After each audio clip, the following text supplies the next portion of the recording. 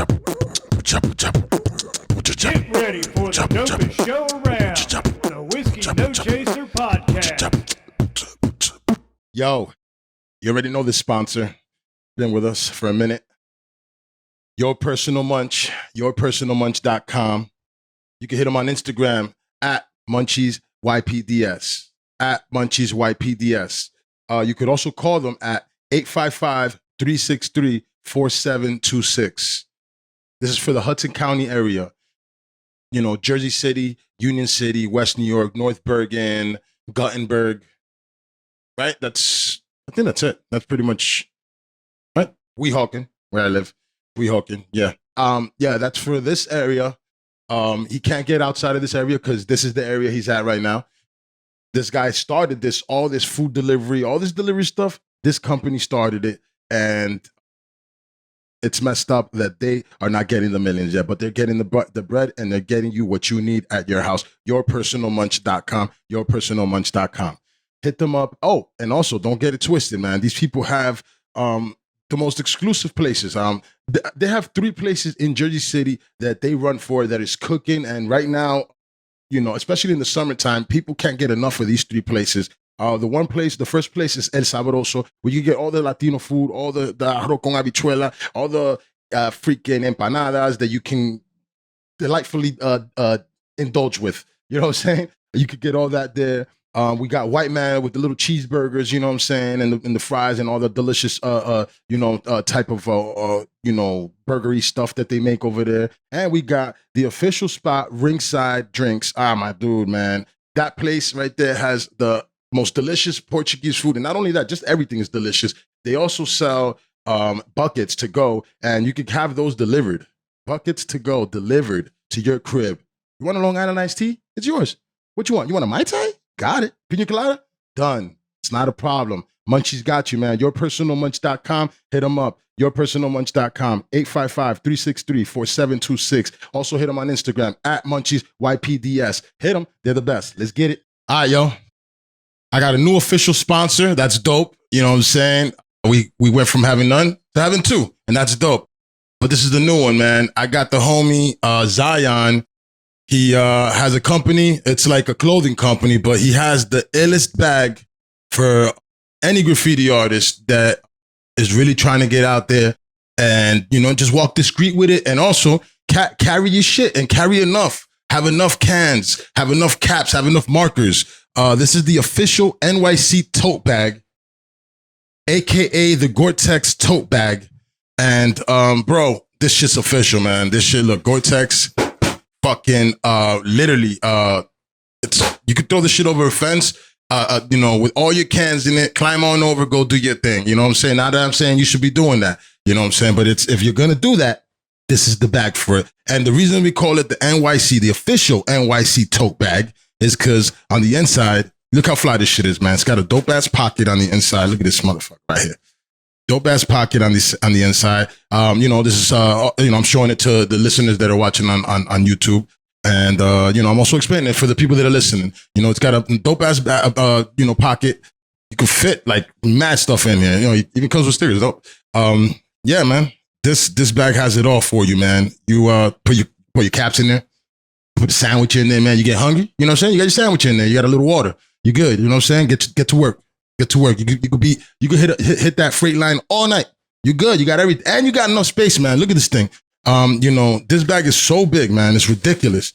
You know, it's big enough. It's big enough to fit so much stuff, but small enough that you don't look crazy walking around with a big ass book bag. This thing right here can fit about between 15 to 20 cans if you leave it open. 15 closed, 20, man.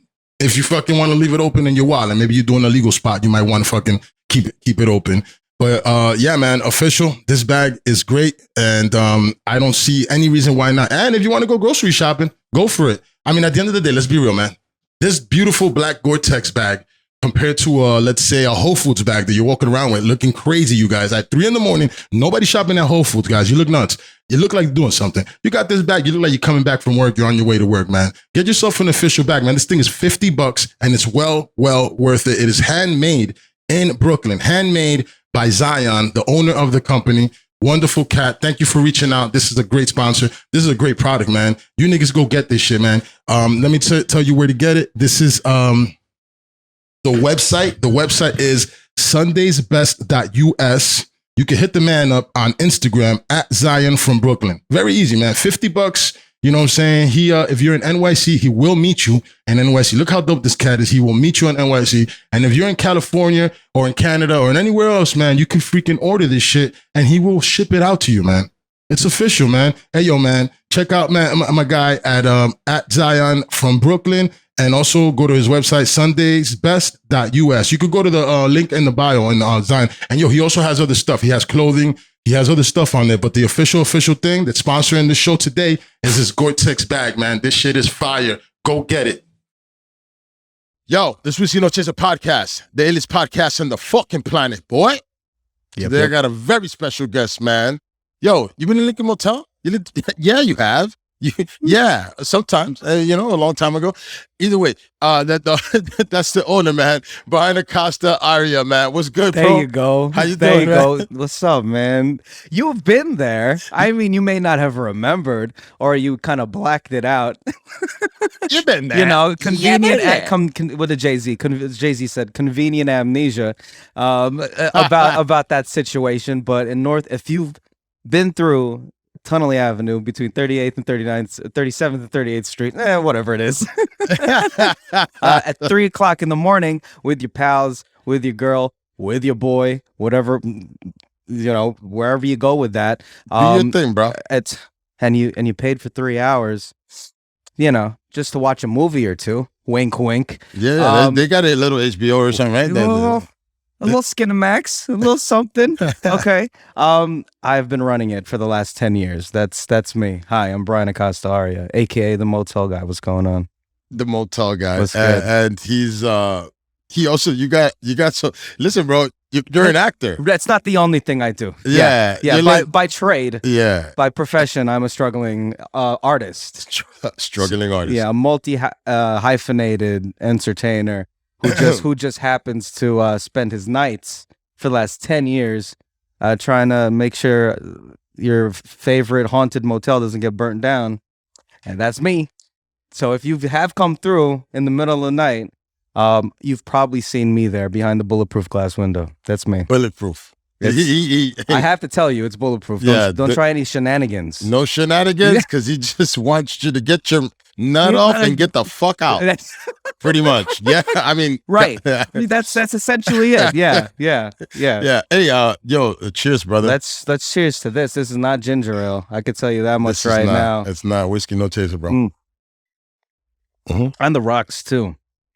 On the rocks. Yeah. It's perfect. It's perfect. Because it's fucking freezing outside. I don't know when this is gonna air. It's probably gonna be even colder. In a couple days. It's probably gonna be colder. Yeah. Outside, but this is perfect. This is an excellent temperature. Huge ice cube. You don't get this at the Lincoln Tunnel Motel. I can tell you that much right now. You don't get the big ice cubes over there. Nah. I'm sure because this is classier than a little bit. Yeah. Let's be respectful from the ice machine to the Lincoln from Motel. over there. Yeah. It's been a staple in our neighborhood. When I was younger, you said you've been there 10 years, but this is before you're because I've been with my wife a long time. Yeah. And if I was going there 10 years ago, I'd be in trouble right now. So I was not going there 10 years ago. And I have not. For the record, I have not. For the record. In many, many, many, many years. Right. As a matter of fact, no, I actually went to go get some bud from my cousin there. Shout out to, I'm not going to tell you who. We can shout out anybody. Yeah. I was like, shout out to, I'm not going to tell you who. Hey, shit, literally. But yeah, I did go get some bud respectfully from your parking lot. No, but it wasn't even a sale. It was just like, yo. Meet me at the spot. Yeah, and he was there, and he was just like, yo. And I was like, yeah. And he was like, yeah. And I was like, yeah. And then we were like, all about yeah. You brought all about yeah in the parking lot. I respect that. Thank you for being honest about that. Yeah. But yeah, a lot of great things have happened there. And in the past, even parties, like small parties back in the days, it's been, I mean, I'm pretty, hey, let me ask you something, bro. Okay, go. What's How up? many bodies you find? Me personally? There. Or how, in your time? In my time working there for the last 10 years, Unfortunately, I mean, there has been a global pandemic that has killed thousands and thousands of people. So during that time, which is remarkable, because before 2020, zero. And a lot of people have asked me this question, and maybe 5 years ago, obviously 5 years ago, I would have been like, none. Just honestly, none. And then the pandemic happened, and then it was one. And that's one too many, to be 100% honest with you. And then just recently, another one. But that's caused by that was, right. I'm not trying to. It's real. Like one, and then he's like, it's one too many, and then recently another. But I bring another one. But I bring that up because there's a whole nother. Fuck. Not a pandemic, but an even worse kind of a thing, because it was the drugs. You know what I mean? And so yeah. And that's the bummer. That's the wah of the whole situation. That's telling. In the last 10 years, I found one during a pandemic and one to this terrible fucking ghoulish fentanyl. Fentanyl has taken a couple of friends that I've known. So it's disgusting. Right. They're putting it in everything. They put this drug in everything, and so you never know when a bad batch is coming up. And nowhere is safe. My motel isn't safe. The fucking Ritz isn't safe. Any place isn't safe when someone can just be private with themselves and do it. Yeah. You know what I mean? And that's the craziest thing in the last 10 years of me working this night shift. Wow. Every day I find a body when everyone's dropping like flies, and when now literally from here to fucking middle of nowhere America, people are dropping like flies. So that's really telling of how the state of the world is. You know what I mean? Yeah. And we're just there. We're still gonna be there. You know what I mean? Yeah, but I'm like, why is it that they're putting that into the drugs? You know what I'm saying? Cheap. That's it. I know, but I understand with cheap, but think about it. If the people that are buying your shit are dying, why the fuck why am I giving it to them? The people that are gonna buy my shit, I want you to stay alive, man. Stay alive. Keep obviously keep the people alive so you can stay alive and buy more of my shit. Yeah. Why would I want you to die? Who the fuck is putting that shit in there, man? That's why it's so ghoulish. That's why Hmm? it's so ghoulish, and it's a fucked up. You know who's putting it in there. Yeah, you know. You know who's putting it in there. You know, but no one's talking, and that's the big problem. Yeah. That at the Lincoln Motel, we're trying to push. It's not the cartel that's putting it in there. Right. No. They don't want you to die. The cartel wants you to buy more and more and more and more. Exactly. They're not doing that. Right. I wanted to get a little closer. Yeah. Pay attention, guys. Yeah. I'm sorry. And in my motel, I don't know about other fucking motels. It's everywhere, but I kick out the dealers. You know what I mean? What people do when they rent a room is whatever they do, but the people that deal, whatever product this is, I make it, and I know all of them. This is the thing, so I know whether or not they're on my property, so I make it a mission to keep them away. But, you don't want it to be the spot. Your spot shouldn't be the spot, right? That's what you don't want. It shouldn't be at all. I mean, I'm gonna mind my business as much as possible, and that's like my fucking solemn oath. And if you work in the hospitality industry or anything like that, you know when to shut the fuck up. You know what I mean? Yeah. But sometimes you have to override that and just be like, I know what's going on here, so you get out of here. Leave these fucking people alone. The bike guy, right? The bike guy. That's one situation that you let it slide for a minute. Right. And you're, hey, bro. Hey, man. You have his arm stuck to it's bleeding still. You have his arm stuck to the bike. You can't. You finally. Thank you for referencing something that I put on my Instagram story yesterday. We have a guy. I don't know if he's a dealer or not or anything like that. Maybe he wasn't a dealer. Right? So he's just a bike stealer. He had the arm that he cut from the guy that he stole the bike from. So there's this guy that comes. I have many stories like this. This just happened though. There's this guy that comes through for the last month. He visits people. He goes to different rooms and stuff like that. I don't know if he has a spot. I don't know if he's unsheltered, unhoused, or anything like that. But he comes not on foot, but on bicycle. And the first day, like last month, he came on a city bike, that looks like it was straight up from somewhere in Manhattan, Central Park. With a white arm stuck to it. with With a very expensive watch. But this motherfucker comes through and for a couple days with the same city bike, and I'm just like, all right, I'm gonna just same city bike. That's it, running it up. He's just running that shit up. Go ahead. So I'm like, I'm gonna just let him. I'm just let him slide. And then someone told me that they found the city bike on Tunnelly, just like abandoned. And he comes with time, my nigga. He comes with it's done. There's a flat. So when something goes wrong with these bikes, he just dumps them. And then he comes with another bike. And the next day another bike. And the next day another bike. Then we're starting to find bikes on our property, like abandoned around the back. Just taking parts off of each of them. Hey man, I need a new gear here. Take it off. Right. And I don't know nothing about bikes, but yeah, I'm assuming that's how you do it. But he comes through with a delivery bike. Obviously, Uber Eats. Someone has lost their delivery bike with the little basket on it.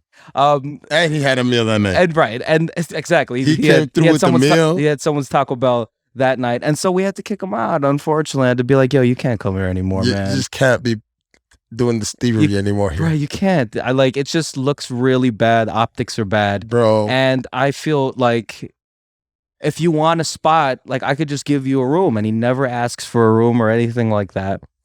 So I had to be like, you can't solicit. He can't solicit here anymore. He was just soliciting a bunch of God knows what. God knows what. God knows what. He was getting a room, and everything was okay for him there. Right. And that's kind of what my mission ever since blowing up on TikTok. If you know my TikTok page at LT Motel, we've been trying to help people in situations I've seen you like do that. A lot of it. If you need a spot, my motel is not just a party motel. I mean, I know in the community that's what it has been. I know our name supersedes us in terms of the stinking Lincoln. I know all this because my family has owned this motel for forever now. It seems like since I was a kid. It was one of my father's first properties.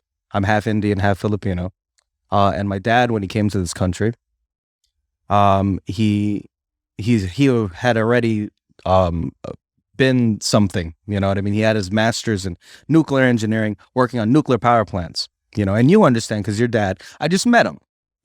Small business owner right around the corner, owning that liquor store and things like that. It's still in the family. And I understand that as someone that's first generation. Yeah. I wasn't born here. I was born in the Philippines, and then I came here when I was a baby. But I understand how important that is for a family to grow roots from.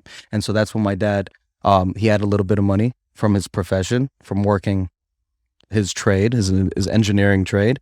Then he came here and he knew other people that were in the business, the motel business, and that's how it worked. And if you know anything about the history of motels, first it was, at least in the 50s and 60s or whatever, first it was a lot of Jewish families that owned a lot of the motels that you see, a lot of the independent motels. I'm not talking about the fucking Hiltons, Hampton Inns, things of that nature, but the small motels, 30, 40, 50 rooms, you know what I mean?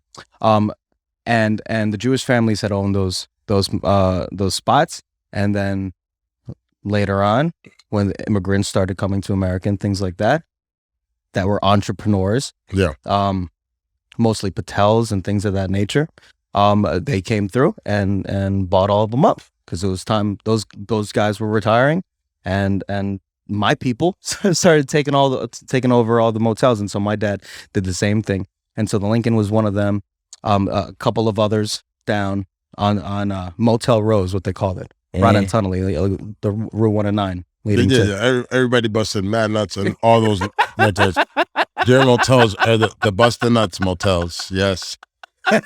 And it has been for decades. And it will be for decades longer. The busted nuts motels. That's the busted nuts. I bust a nuts. I bust a nuts. I bust a nuts.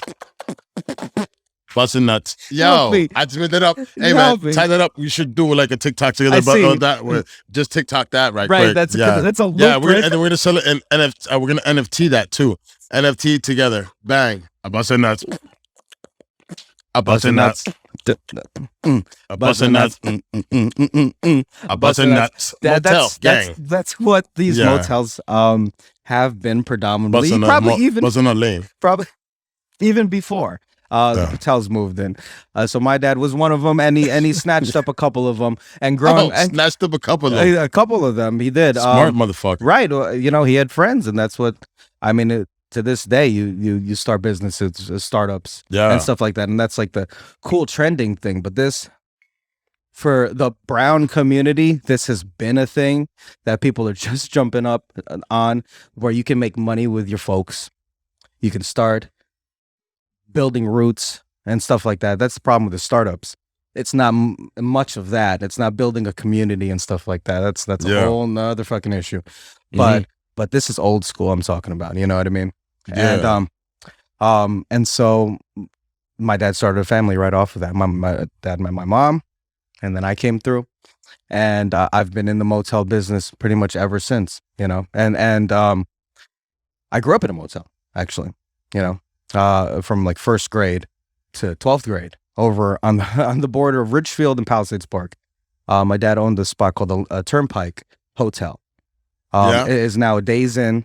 There's a Chinese spot right in front of it. You may have seen it if you're trying to get off of onto Route 46 West, going to like Route 80. Street from like the tire shop, the rim place. There is a rim place in the general area.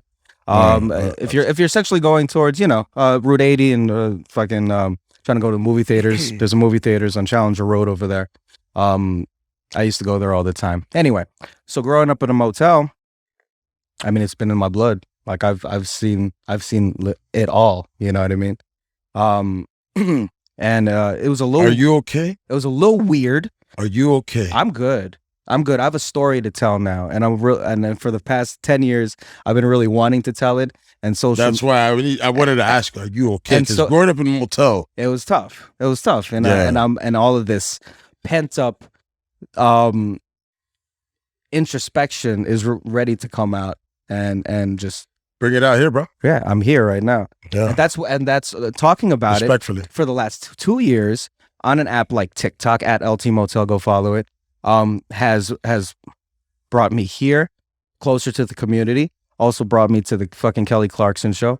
We love you. Thank you. I appreciate it. You're dope as hell, man. We enjoy you, man. And I'm ready to embrace my community. Tell people about a corner of the nation that very seldom gets talked about. Yeah, you know, and I not only this motel business, not only that kind of American story, that American dream story. Yeah, but also this county, which is so beautiful, Hudson County. And I've always respected, even though the motel I grew up in and the town I grew up in was in Bergen County, still little small town. No, it doesn't matter. If I tell people Richfield, they're like, "Where the fuck is Wilkins Richfield?" Yeah, no, I know Richfield. Yeah, you know Richfield Park, and I'm like, no. And so there's no respect on these. I know Richfield exactly where it is. There's no respect on these names. You know what I mean? And I feel like it's because no one's popped up, no one's blown up off of little towns like this. Shout out to Lou from Ridgefield. There you go. Shout out to Lou. Yeah. And now shout out to Brian, the motel guy. Because I've been trying to, since I was in high school, just trying to do something different. You know what I mean? And so my journey is all over the place. Yeah. But it's very much rooted in the motel business and seeing all these different stories and stuff like that play out.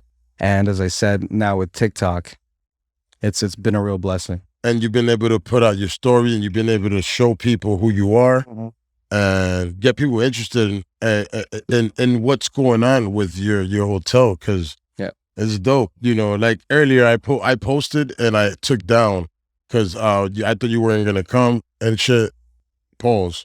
Right. And then you know, I came, baby. Yeah, I came late. He showed up. Pause. He showed up.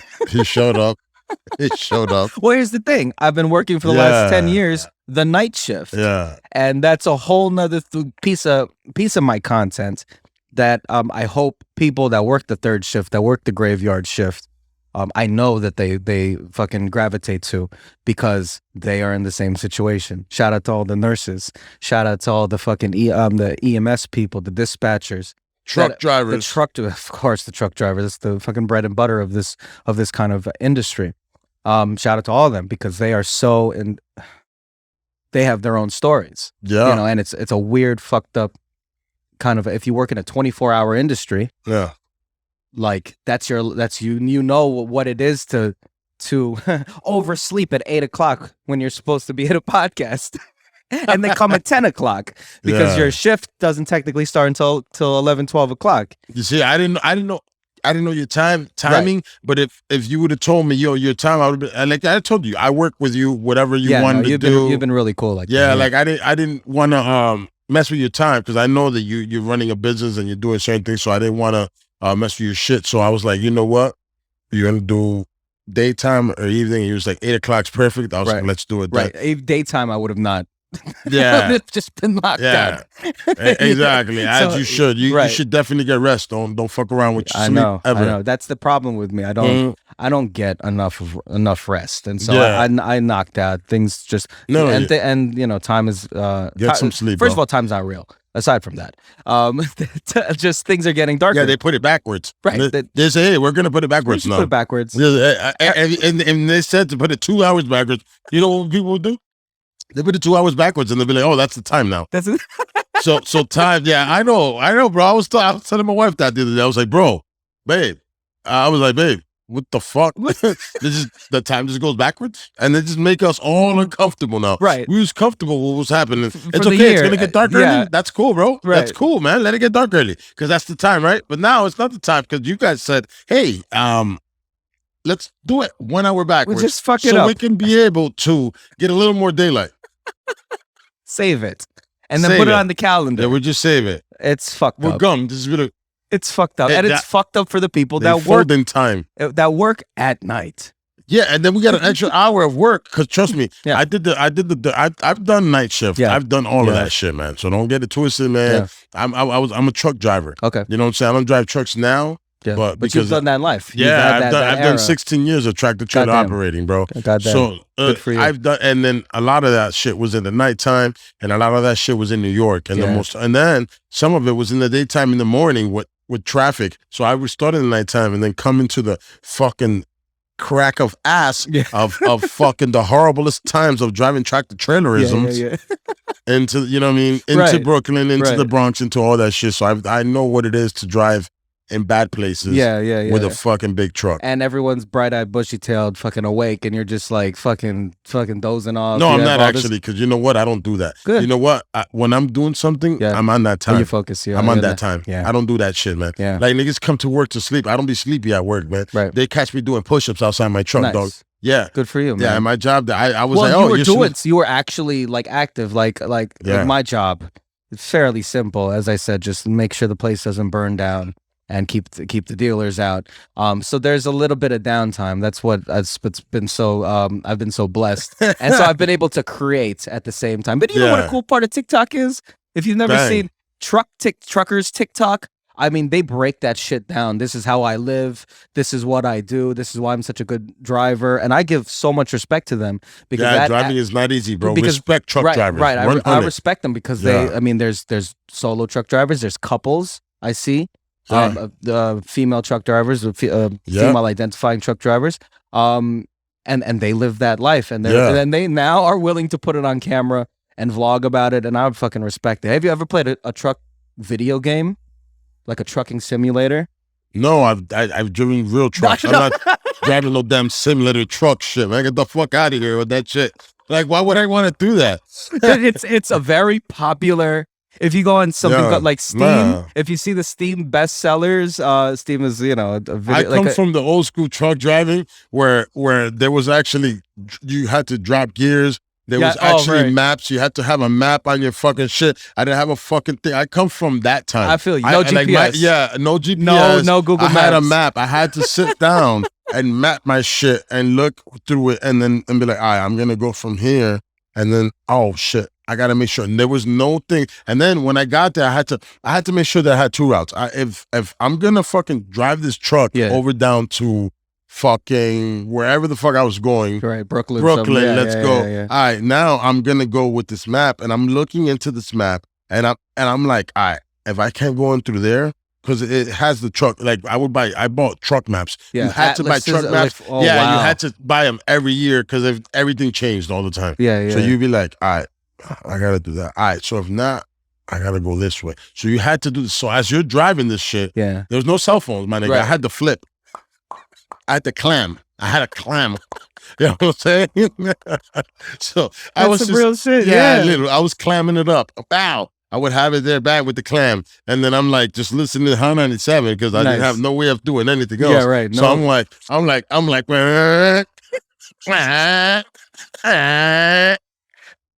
double clutching, you know, that shit. You know what I'm saying? Damn. Yeah. And With the you got cheapest of trucks. right, and The and, cheapest. and of course you have a time. No AC. Yeah, you have no AC. You have to be there on time. You have fucking obviously cargo. I had no experience, bro.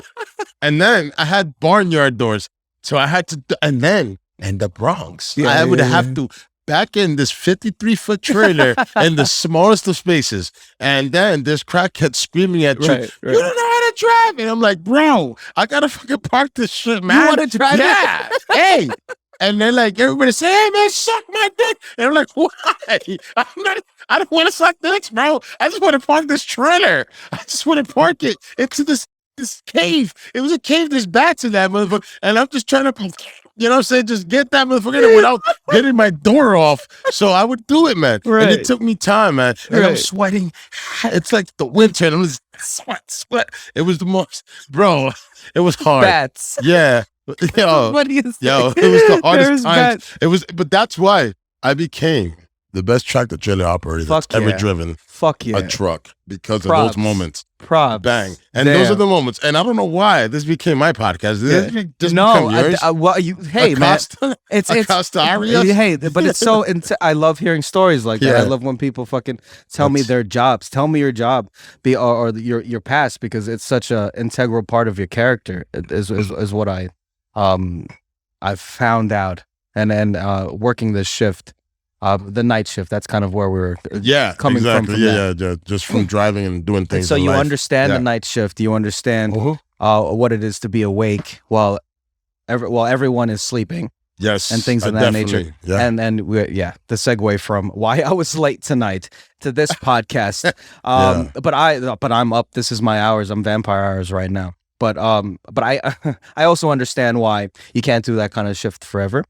You know what I mean? It's Man, you not should exact. not. I do it 5-6 days now, 6 days, 6 nights a week. But I know it takes off like 6-7 years of your life. It really does. So shout out to everyone. But do Literally, we even have those? Do you have those guaranteed? We No, don't. absolutely So not. make shit happen now, but at the same time, Right. try to take care of yourself. Yeah, I in did a that. way, You know, what I mean? I did that. I started when I was like 24. Now I'm not 24 anymore. I'm about to turn 34. And so, like I know You're a that. grown man with children. Right, exactly. I have 4 kids in that whole process, and that's why I took a job like that, because I'm One just baby like, mama, one mother of my children, only one. Thankfully. and you're still with her. Yep. All right, so you're just not over here spreading cock all over the place. No. I don't have much to spread. You know what I mean? I'm just saying. You know what I no, mean? I said, you know what it is? Is You that know what I some, mean? some dudes that have businesses, they just be out here just Yikes. spreading the cock. Yeah, They just be out here like butter. no. So Well, you- yes, I totally get that. I So totally you're understand not that. spreading the Brian No, sauce. no, I everywhere. am not. No, I can't even say that I might be, because no, that just hasn't been the thing. But that's why most people, right? Most men, they fucking start working whatever shift. Give me something, because I have a fucking family to feed, and so that's really what it came down But to. it's dope that you have a family took to feed. your family shit. Yeah. And you didn't go say, hey, let me go work at Whatever. Yeah, whatever fucking Yeah. place. Yeah. No, no, that you wasn't. said no, I'm gonna go and push my family Yeah, stuff exactly. forward. Yeah, because they are still around. What am I going to do? Fucking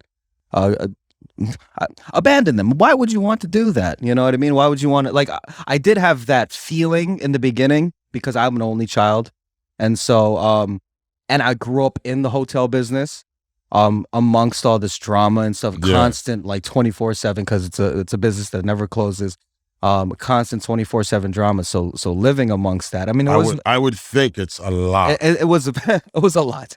It was a lot. But this was like the 90s going into the 2000s and stuff like that. So the attitude of, I guess, the whole nation and stuff like that was like the millennium and stuff like that. And I was a product of the millennium, you know what I mean? So I was like, I'm going to kind of do my own thing at the same time. My dad had made enough money and things like that to support all my dreams and things of that nature. You know, he came from the 90s. So like, that was like, let's hoard the money and then let's spend it, go to Atlantic City and shit like that. And then buy businesses and and sell them and like hoard all this money. You know, that was the 90s.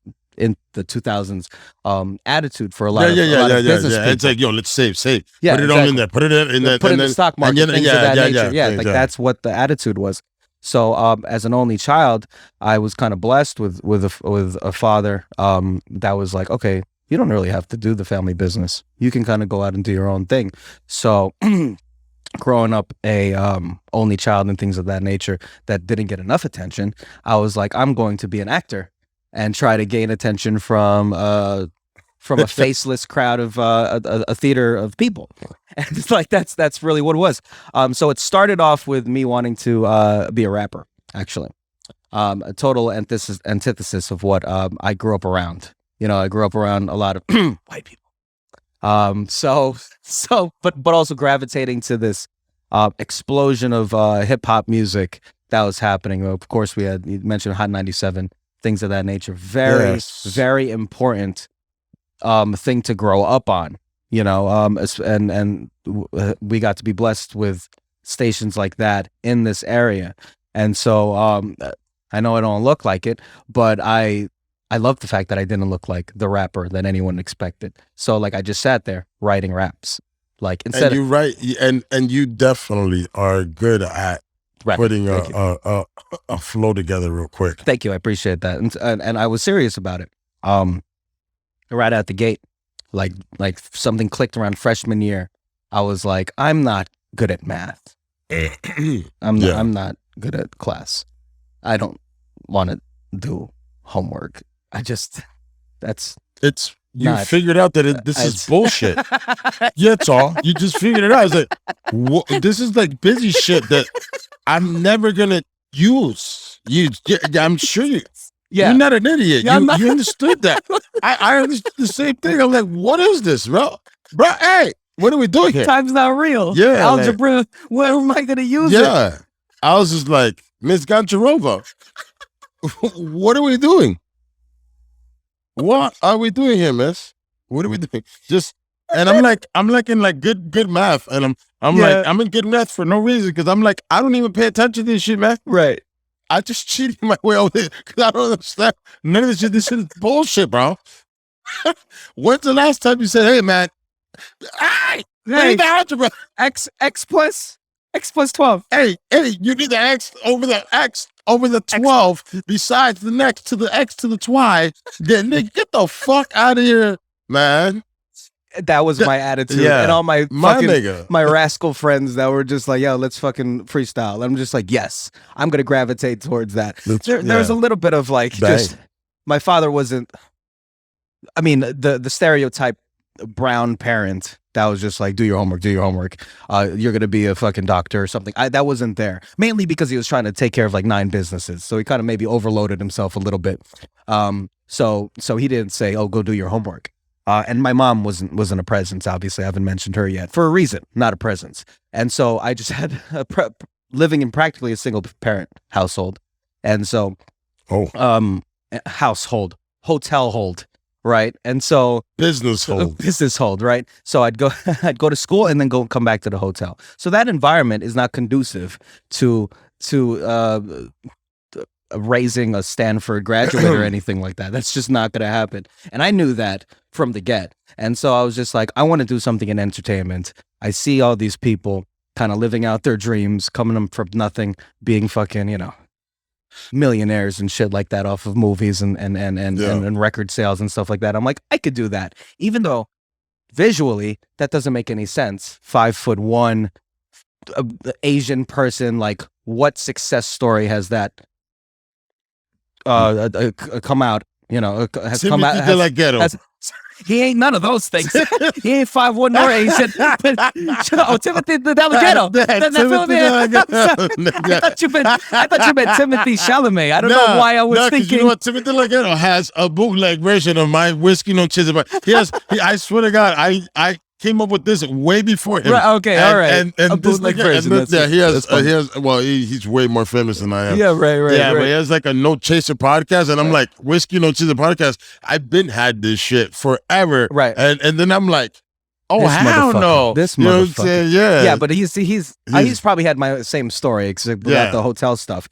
You know, growing up an Asian person. It just doesn't happen for us. So I saw that challenge, and I'm just like, I want to take it. Like, no one's telling me no to it. No, what do you want to be when it comes to this genre of whatever you want to be? Now it's everything. Now you can start. You want to off, be the sex symbol? Now it's no, but now it's no. Like, do you want to be the Rock about this? The Rock. Well, I'm sure when he started wrestling, he didn't think he'd be in fucking billion-dollar franchises. I swear to God. But now in 2021, you can pivot. And it's so cool how you can pivot to different things, and people will want you for that as long as you get out there. And from 14 on, I was like, I want to get out there and do something else than just school. Yeah. Though shout out to school, it's given so many opportunities to other people. That just wasn't my thing. I don't have no regrets with wanting to do that. So right out of high school, I mean, I knew the rapping thing wasn't going to be anything, but it's good to have a passion. That's what I tell people. Why not? Hell yeah, wrap it up. It's good to have a passion. Get in there. And especially with hip hop culture, had a deep respect for it. So I know it came from the fucking mud, and it grew into $1 billion industry right now. And there's no fucking wonder, because it's always been real. And so that's so important for people to keep it real from the jump. And fortunately for I guess our generation and stuff like that, you may be a little older than me. That's what we gravitated to, being authentic, you know, being a real person. And so I attached myself to wanting to be something from a young age. And also at the same time, the hotel business was always a thing in the background, you know. So right out of school, there was no rapping degree you could get right out of high school. You can't just be, you know, get a degree in rapping, even though that should be a thing, I think. And I will advocate for that. If I ever do blow up even more, I will advocate for all universities to have a rapping degree. But I think they should. You know what? Why just not? to get your history on, so you can at least bring the culture to a certain place. But at the end of the day, when it comes to that, then the white people are going to take it over. And the white people are always going to fucking ruin everything. Don't getting it Quote you on that. Quote you on that. The truth is, they will ruin everything. Right. They always do. Well, that's how the music business was. Yeah. Maybe they in the always beginning, ruin everything. in the beginning of the 2000s. Now it's a little different. White people don't just own all the. Now you could be independent. I know you have a lot of independent rappers come through here. Look at Young Dolph. Man, rest in peace, Young Dolph. Man. That just happened listen, today. bro. That motherfucker, man. Yeah. I listened to that guy a lot. Right. I like my wife was like when I told her, I was like, yo, because she doesn't listen to hip hop like that. That kind of hip hop, yeah. Yeah, but I was like, yo, how that nigga Young Dolph died, man. But I heard it this morning, and I was like, they say he died, but I don't know, because he caught 100 shots before. But yeah, he did get shot at before. Time. Yeah. And I remember I started listening to him from that time, because he had that like fucking thing, and he was like 100 shots. I just, for some reason, I gravitated towards music. Yeah. And my wife was like, as I was playing him, she was like, oh, that's the nigga that died? I was like, yeah. And she was like, damn, you've been listening for a minute. Yeah. I was like, yeah. That's why I'm like, I posted, I was like, don't act like you was listening to him. Right. He's been around for like a decade, dude. He's been around for like a decade killing shit. Yeah. And that's the kind of independent attitude from the independent kind of like, he didn't blow up off a TikTok sound. He blew up off of just fucking making mixtapes and things of that nature. Just good music. He's from Memphis. Right. And so that they did that out the trunk. Those people. that's the, right out the trunk in the hood coming to see you real quick. Yeah. And that's dope as hell. Yeah. And that was a thing that was happening over there. And you had to be a nigga that's certified. Right. You to had be doing that. You had to be known like that. And so so I respect that kind of mentality, that independent mentality. So if yeah, you're right. The white people would totally ruin that. Yeah, they always ruin everything, man. I mean, it's just what it is. We're not gonna act like it's us ruining the shit. Yeah, because we're the one that made it. So at the end of the day, we can have him, Yeah. or even whatever you got and whatever we got, whatever what I'm saying. I'm Dominican and shit. Whatever happens, once the white people come and fuck with it too much, they fuck that shit up. That shit it's up. Yeah, over, man. They're not. Yeah. Where's El General, man, from Panama? Where the hell El General needs to be respected? Do you remember El General? No, what is that? Oh my God. What is that? Una niña de cadera, de cadera, niño de cadera, tú no te ves buena porque te ves buena, tú te ves buena, tú te ves bien buena, bien buena, tú te ves bien buena. I needed. You had to get that out. Yeah, my nigga. As an artist? Yeah, he was an artist from the 90s. Yeah. Into the 2000s, like the late 90s to the 2000s, and maybe even early. That dude he can set off a party. Yeah, Panamanian dude. But where did he go? Where did he go? What I'm saying? What happened to him? I don't know. And it makes no sense. Yeah, that's a problem Where with is artists he? from back then. Yeah, there's no longevity there. Yeah, but Shabba Ranks, I think we know where he is. You know what I'm saying? He blew it. Yeah. Shabba, everyone knows Shabba. I mean, where the fuck is El General? El General, ¿dónde que tú estás loco? Llega para acá, habla conmigo, vi. That's where the captions come in, because I'm not sure exactly what you just said. I just said the general, because he's El General. Right. I understood where you at? Holla at me. Come see me. Gotcha. Pretty much. Where are you? Yeah, that's right. Yeah, you need. Hey, but everyone's getting their resurgence on. That's really cool. That's a real cool thing. You could totally pivot and get on social media and blow up for yourself. But anyway, so I realized it's all good. It's all good. I realized that this is what I do. Coming out of high school, that wasn't a thing for me. I wasn't going to be a fucking, I was going to go to MIT. And nobody out of my high school went. I grew up, I graduated with like 109 people. Hold on, what high school you went to? Richfield Memorial High School. Shout out to the Royals. Hold on, is it Richfield Park? That's what I'm saying. They don't even know. It's Is it Richfield Park? Nope.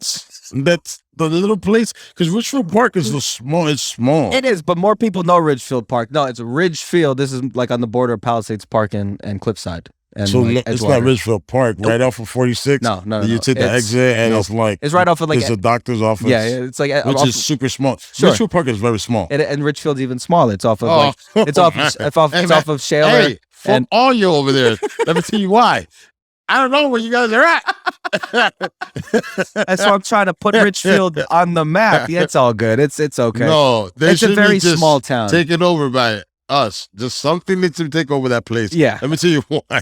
Because no one knows it. No, it's just whatever's around, just take it over. Right. Just overlap it. Right. Well, I mean, like, thankfully. Just kidding. Sorry. Just kidding. It's all good. Thankfully, I mean, now in 2021, everyone from the city is trying to move into these areas, Edgewater, Cliffside Park, and things of that nature, trying to because it's cheaper, than the city. And so now Richfield, I'm sure it's an entirely different place from where I grew up, which was like very, from what I saw, very Italian, it's very, called very old West school. New York now. Now it's not. Now there's a West New York, and that's very built up with people from New York, and it's just bleeding out into the suburbs where I grew up, which is Italian communities and stuff like that, pushing them out. Delicious sandwiches, right? Guaranteed.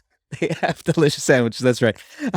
And so anyway, coming out of high school, I couldn't be just a rapper, so that had to just be a passion. But I pivoted to acting, even though that was never a real. I didn't have a drama program. No one even acts around there. Who the fuck acts? Right. It doesn't happen. But especially in my town, there was no drama program like other high schools have and things of that nature. Yeah. Like North Bergen, I know. Puts on great productions and things of that nature. Yeah, North Bergen does actually. Has done that. Yes. They do, because that's a huge ass school. That I knew a lot of people growing up that went there. That just wasn't a thing in Ridgefield, And so, I was just like, I can't be a rapper. So what can I do? Oh, I'll just go into being an actor. It's kind of the same thing, you know what I mean? It's still being in front of people. It's still learning. Like since I was 14, 15 years old, I'd been doing shows, like just being out there, whether it be like talent shows or charity events or just my own. Why did you think about being a promoter? You said, no, I need to be in the front. No, I want to be on. I want to be on in front of the camera. Yeah, that's just what it is. And I also had support from my father. He was he used to go to all my shows. He didn't understand what the fuck I was doing up there. But then again, he was just That's a real nigga right there. He's just very proud because he's just like, I work hard. This kid looks like he's like up there in front of all these people and has no qualms about it. Respect. And I didn't. So I definitely I love that about that quality about that he brought to being a father. Just to be there, even though he doesn't know exactly what's going on. He's just gonna be like, "That's my son. Look at that motherfucker.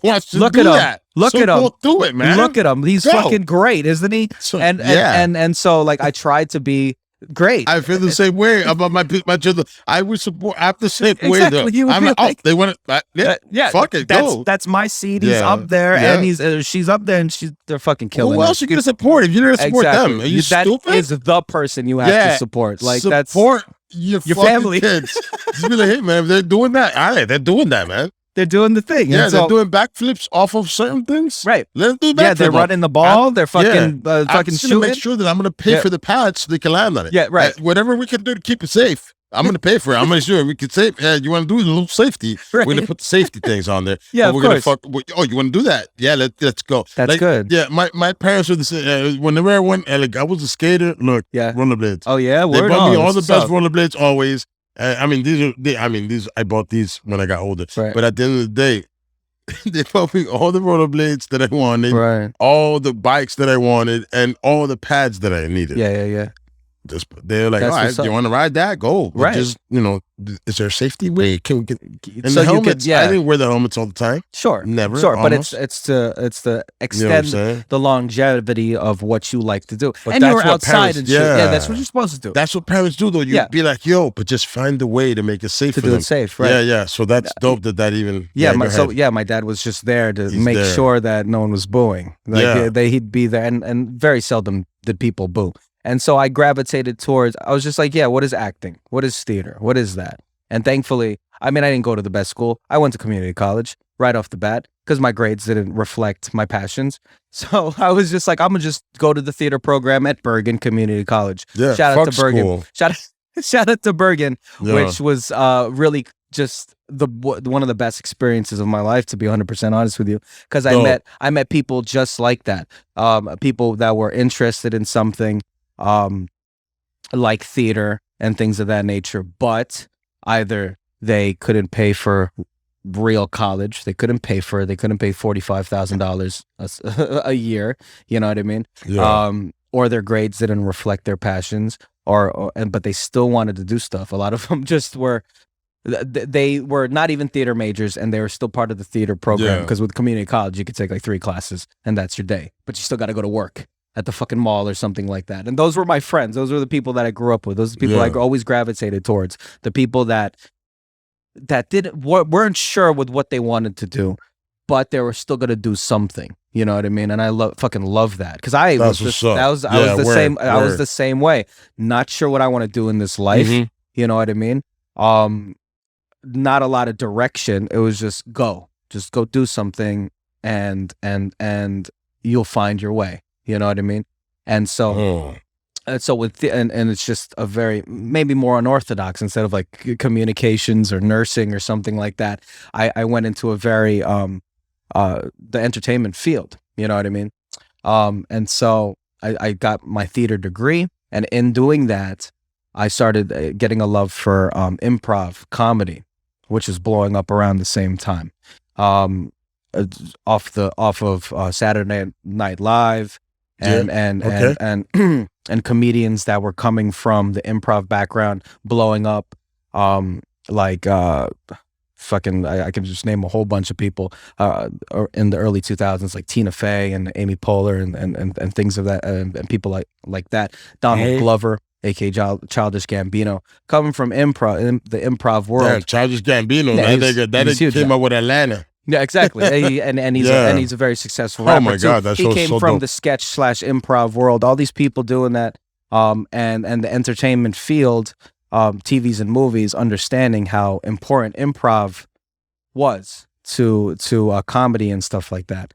And so, I started an improv troupe, just a gang of us, minorities, a Filipino guy, Chinese guy, me, a Puerto Rican dude, and also two ladies who just liked to do improv comedy, kind of like a Whose Line Is It Anyway, kind of like a Wild 'N Out kind of a thing. And so we started our own show, our own. We made a whole show out of it, a whole hour and a half. And we took it from our little community college, and they were just like, "Yo, let's do something with this. We have New York City right there. Let's fucking all the improv schools and stuff like that, all white people. So they aren't doing what we do, or we're bringing something fresh to the table. You know what I mean? Yeah, always. Yeah, and get in there. And so we started doing off Broadway. We started producing our own shows and things of that nature. Oh, And that's how we got our name out there. We were called the Super Happy Improv Troupe. Super Happy Improv Troupe, just because we like the acronym SHIT. We're the SHIT, the Super Happy Improv Troupe. oh my You God, get it. I love You that. get it. Bars right there. Bars, yeah, bars, my nigga. So yeah, and so we developed a show, and we started producing it. We started going into these theaters in the village and different spots. Okay. And we kept selling out. We the whole show, selling these tickets and things of that Putting nature. in work. Why the fuck? What the hell happened to it? Well, okay, so there's a whole story. Well, we did that for like a couple of years, and then finally we got a steady gig at the Broadway Comedy Club, which was really cool because it was a regular stand-up comedy. You wouldn't do that. It's just maybe you wouldn't do that. It was a regular stand-up comedy place. But then they were like, on the weekends, let's do improv comedy too. Let's bring up these groups that can put up a whole show for an hour and a half and sell these tickets. They still operated as a stand-up comedy place. You can go watch a whole 10 stand-ups do their sets for how many hours. Love stand-up. Right, stand-up's fucking awesome. I could never do stand-up. Maybe I could do it now, but I could never do it back when I was like 22. So you should try. I think you should try. That's another goal, but or something adjacent to that. But I was very comfortable on the team. And then we had already had a great rapport, being theater students and things of that nature, and just to go out there and kind of freestyle a scene. And then my background was rapping and freestyling and things of that nature. And so doing that on a comedic level, I mean, it happened very organically. It just happened so fucking easy. And I'm a natural, as you said before, a ham a little bit. And so it's just like, I find things super funny, and I have no problem like fucking getting naked on stage and shit like that. Pause. I got no problem for the laugh. It's for the laugh.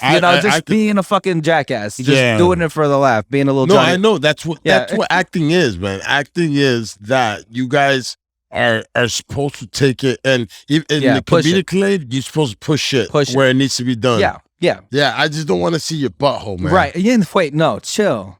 Please. Chill. It ain't gonna happen. Yeah. No, bro. I hear you begging for not that, so I will definitely not show you my butthole. Yeah, Whoa. please. Do not ever do that. It ain't gonna happen. That's not very funny, to be honest with you. I know. I understand. Like, if I'm somewhere, I'm like, what are we doing here?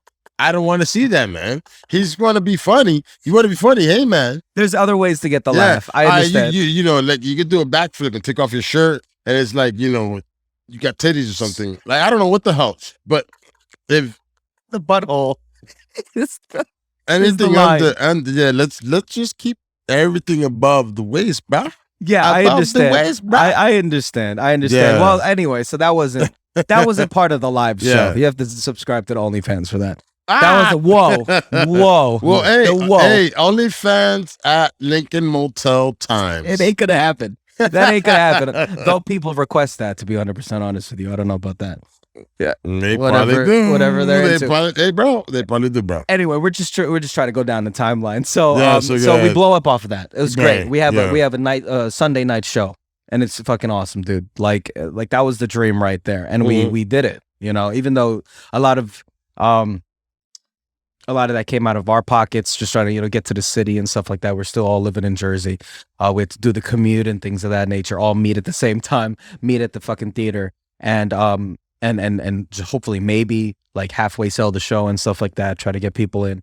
This is before social media blew up, by the way. We were right on the cusp of it. So it was like MySpace. Wow, it was MySpace, Facebook, right? Bang. And it was still very hard. Like early so damn, man. early aughts. Yeah, early aughts. This was like 2009, 2010.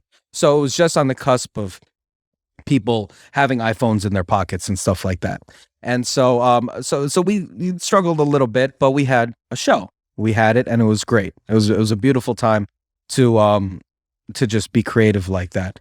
And then what happened was I had a little John Lennon, Yoko Ono moment where I was just like, I'm going to move out to California. What does that even mean? A John Lennon, Yoko Ono? Well, John Lennon was a member of the Beatles, right? And the very successful band back in the day. Yeah. And he shacked up with a Yoko Ono, a performance artist / musician.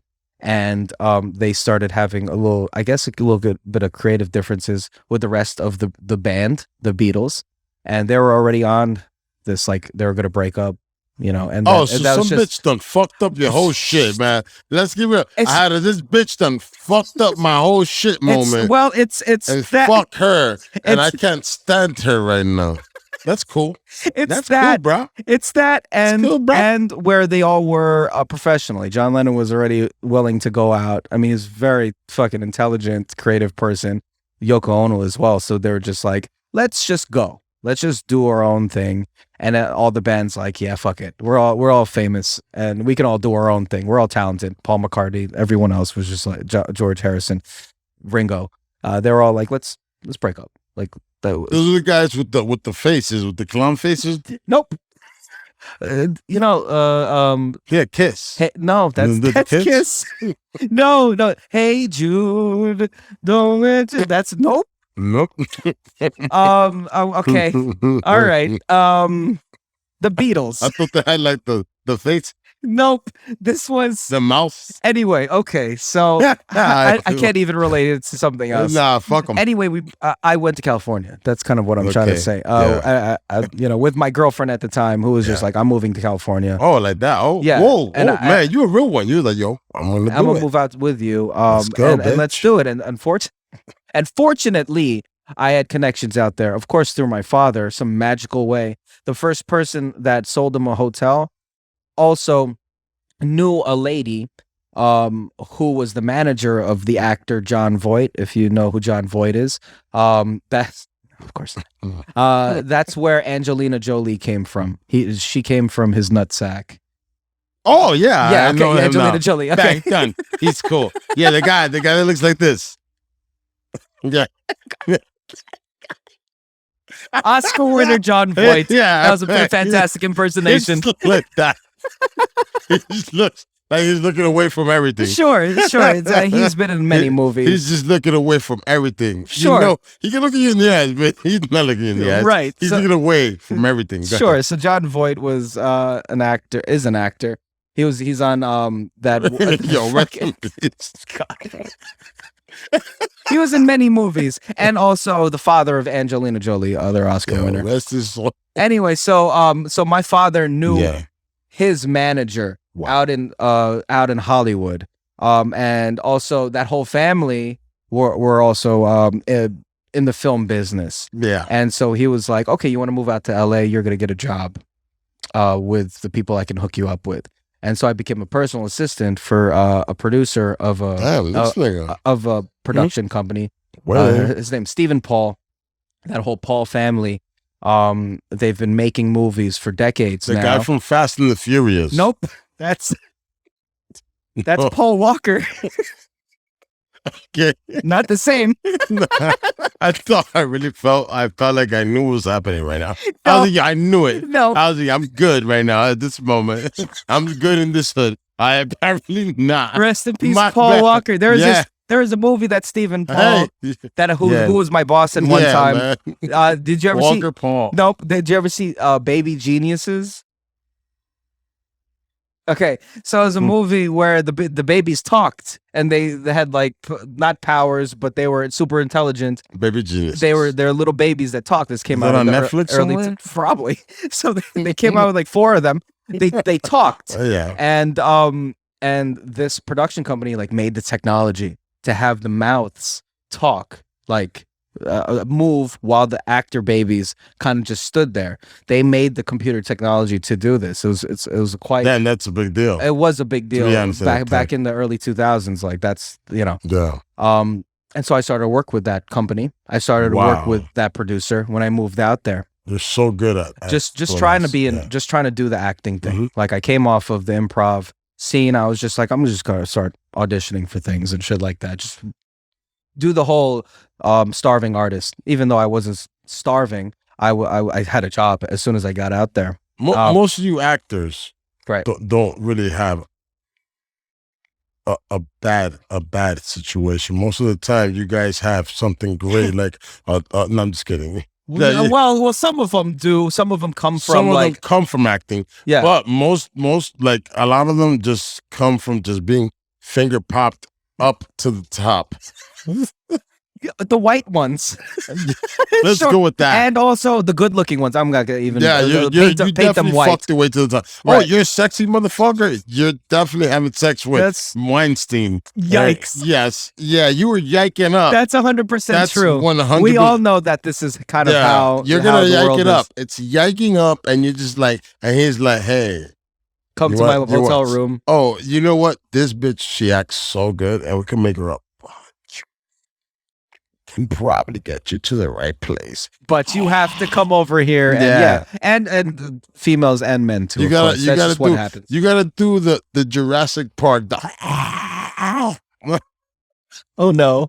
Yeah. And that's the fucking sad part of it. I realized that when I was out there, that was a very real reality where it's either you do that or you end up in the valley doing that professionally on camera. That's just kind of what it is. And it's more than just the Jurassic Park.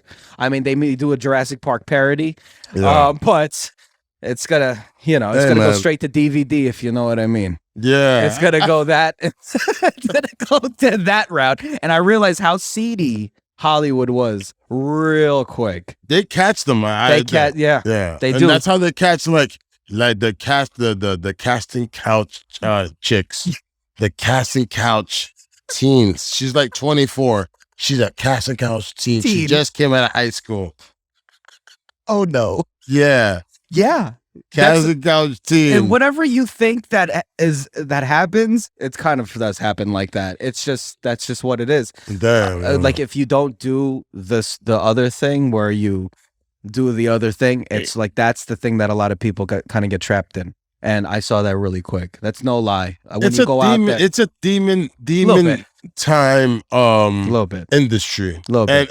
And on top of that, like rappers that be in there, they act like oh, we anti-gay, anti this and nigga, you're in the gay industry, man. Yeah. You're in the art. There's artistry happening. You're rapping. You're an artist. Yeah. And you're gonna get taken advantage of. That's the Yes. fucked up part. You're going to take advantage of by sometimes white people, sometimes just people. Fuck white people. Aside from that, people in power. People, yeah, exactly. The The people money that have people. the money, the people that have rose in the ranks from doing that first. Yeah. And now they have the power to do that to other people and abuse them. And that's the fucked up part because you have a lot of struggling people that are out there. I want to be an actor. I want to be fucking, fucking Denzel or fucking, Tom Cruise. But there's people that have been taken advantage of that are taking advantage of you now. Right. That's just what it hurt people, no? Yeah. Hurt people. So 100%. these people that have been and done some shit right to get where they're at, yeah, they're gonna make you do some shit to get where That's you're the at. unfortunate part. The abusers suck But in I that didn't industry. speak about it, man. Yeah, I think in 2021 people are speaking up that the whole Me Too movement and things like that. Anyway, but that wasn't the thing out I there. don't even know. I'm sorry. Well, we no, but went when I was out there, that wasn't a thing yet, and I only had gone out there for a year, but I already had seen inklings of that. So I was like, this is not for me. This is not for me. I came from if I wanted to do theater and things like that, I could just be in New York City. I could be back home, like closer to my friends, my family, and things of that nature. I'm out there fucking just getting no parts. Like getting signed to a little agency, a boutique talent agency that only specializes in brown people like me. But they're sending me on auditions frequently, which is a blessing. It's just nothing was popping off from that. So I was just like, kind of like, fuck, maybe I made a mistake. What kind of audition were you doing? Like just like commercials, like just basic Burger King, Xerox, anything. Folgers, anything. Like all those. Or, Dios mío, qué delicioso. Well, yes, but in English. It's not Cafe Bustelo, but specifically Folgers. He's just Asian Mexican. Delicioso. Delicioso. Not those, but right. Those. Not those, but those. I'm sure those are those. Yeah. How much deliciosos can I do? And there was also about 600 people trying to say the same line. Like, how would you cast from that? And I wasn't being casted. I wasn't getting any roles. Delicioso. I wasn't getting any of those parts. So I was like, you know what? I said to my girlfriend at the time, I'm gonna go back home now. I'm gonna go back to New Jersey.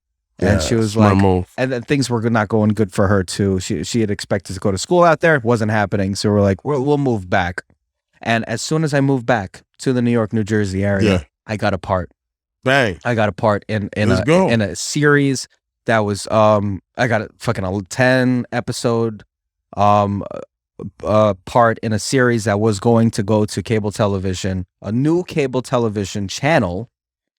I was so blessed for that. It was going to be called Karma Loop TV. Now, Karma Loop back in the early aughts. Oh, I used to buy shirts from them. Sure you did. Well, that company also wanted to pivot into TV. And they had the backings of Pharrell and Diddy. And that was supposed to be Revolt before Revolt TV became a thing. Yeah. Karma Loop was Diddy's brainchild before he started Revolt. And so this was going to be backed by hip hop and also the creator of Karma Loop. Backed by the culture, backed by all this money. They were going to make it like an alternative to Spike TV and things of that nature. True TV, these channels that were trying to just cable channels. Ethnic with a bunch of dope shit. Yeah, they were going to just literally, they were going to put original programming with music videos with like old kung fu movies like that the Wu-Tang would like narrate. Like that's what was the concept behind it. Yeah. And I auditioned for it for a show called Girl Hatton. Okay. And that was going to be one of the original programming on that network. Created by this guy called The Fat Jew. Okay. He was an influencer back before influencers were influencers. Yeah, I remember him. He's got the stupid ponytail that goes all the way up to the sky. And he was famous on the internet, right? He popped off of making memes on Instagram and Facebook and Twitter, and this was like his thing. And so him and his one of his comedic partners, they wrote a whole series called Girl Hatton. I don't really want to get into what it was about, but I got a role on it, dude. As soon as I came back off of getting fucking nothing for a whole fucking year. I also worked at the Comedy Store right off of Sunset Boulevard. Shout out Pauly Shore. The old comedian. Yeah. Were you at the door? I worked for him. Pauly Shore. I worked for Pauly Shore. His mom owned the Comedy Store. Yeah. What's her name? Fuck. Her name's Mitzi. Yeah, Mitzi. Yeah. Rest her soul. Yeah. She passed away a few years ago. But I worked for him for some reason because he liked Filipinos as his assistants. He liked Filipino men being his assistants. There's a little T there. I don't know what the fuck. What did you do, sir? Nothing. I did absolutely nothing. I don't know what the other gentlemen did, but he especially liked Filipinos being a part of his life. That's literally an impression. That's a good impression of the weasel. Yes, the weasel. If you grew up in the 90s like us, you knew the You fucking. want to be weaseled up? He was a fucking millionaire, that guy, or he was in $1 million movies. He was already good. He didn't need to be doing any of those shows. He was good money. Yeah, but by the time I met him, he was struggling money. He was still trying to like be known anyway, off of his 90s fame. And in the early 2000s, a lot of people from the 90s started trying to get, like Ozzy Osbourne, people, were trying to be famous again, right? Trying to get reality shows and things of that nature. Yeah. He was in the same way. And I met him, and I wanted to do stand-up when I got it there too. Like, I wanted to do something. So I was like, if this acting thing isn't going to go, I'll do stand-up. And so my boss, Stephen Paul at the time, who I was his personal assistant, and I learned that world, which was a little weird. I started being Pauly Shore's personal assistant because he liked Filipino boys. And I got to hang out at the Comedy Store for a brief interval of my life, which is fucking cool as fuck, because you got to see all the stand-ups that you fucking watch on Joe Rogan around? No, well, Joe Rogan was probably around. I didn't get to see him, but like I got to see all the other fucking the other comedians. What was that one dude from Mad TV? Bobby Lee? I don't know. Yeah, Bobby Lee. Yeah, it's fucking hilarious. I got to see him. He's best friends with Pauly, so they were just like, he'd be around. Other comedians like that that are just like super successful now. I would just be there, just trying to watch during the open mics and things. Yeah, I was there. I was just like there. You were around like the time that niggas was popping off a little bit. Yeah. It was kind of cool. Damn. All right. Go for it. And so, but I had left. I left and I came back because things weren't happening there. Did you get to see what's his name? Which Joey Diaz around that time? No, I didn't get to see him. But shout out to Joey Diaz, Jersey legend right there. Yeah. He was probably out there doing his own thing. There's a lot of comedy clubs out in the Los Angeles SoCal area. They're all just jumping around. Damn, but you was working in like the mecca of Comedy Store is very, very famous. Yeah. Fucking, Richard Pryor. Yeah. All those dudes. Starting from there. No, it's all good. But I left. That's the main thing. Things weren't happening. So I was just like, I'm going to leave. And I came back and I got the Girl Hatton show that I was trying to explain before. Yeah. I got a whole bunch of episodes. I was kind of the co-star. Never done anything just like that before, but I was just like, this is it. Like, I'm gonna keep doing this. It didn't get picked up, unfortunately. Karma Loop TV never happened for whatever reason, and then Diddy just made Revolt, and just that happened for him. And so he dropped the whole idea of Karma Loop TV. But it was very they were very they were trying something new. And I respected that. So we shot all these episodes. Yeah. They never came out, unfortunately. And so I was but it's in the resume. It is very much in the resume. And around that same time, I met my wife doing a theater program.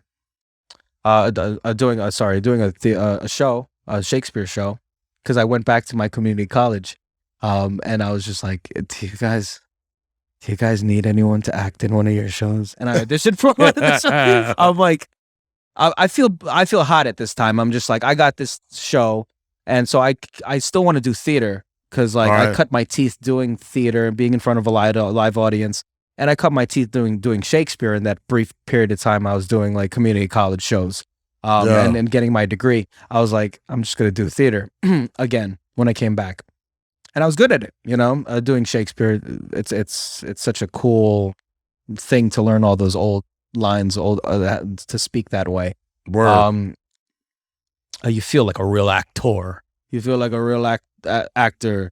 With the ass get up with me. Yes, exactly. Yeah. Don, hey, you know what I would do? I would take my Glock and I tell the thing, hey man, shut the fuck up, man. Bow. And right. Hey, you got while you loading up your fucking stupid gun.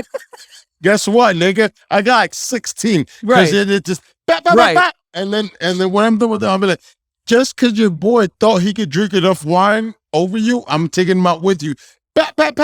hey, that sounds like an episode of Power, and that's really a lot of how. I'm just taking niggas out, man. Right. Fuck your fucking if nigga. I'm taking you guys out. That's very funny because that's where a lot of drama comes from. The Shakespeare, like they set the archetype of how drama, in plays and things of that nature. And I'm hitting you in the shoulder for wearing those big pads. Right. Bath. I'm sorry. They just wore tights back then. But now that translates to every piece of entertainment comes from that fucking era. I'm so sorry that I got aggressive and it's all good because that kind of drama is it comes from those playwrights back in olden times. Them niggas was wild. They knew how to catch an audience and make things super dramatic and people betraying each other and things of that nature. It was a really cool thing to still do. You can still just pick up Shakespeare if you can speak the language and memorize the lines. That's all it takes.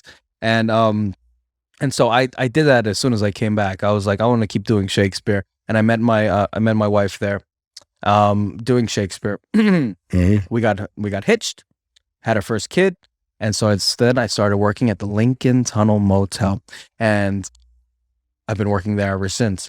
And the really cool thing that happened was the first few years I started working at the motel, I was still auditioning for things. I was still trying to pursue that. Yeah. Because I was still hot. I felt hot off of that Girl Hatton thing, off of that series. I was just like, yo, I'm going to keep doing something good's going to happen off of this. And I got a reality show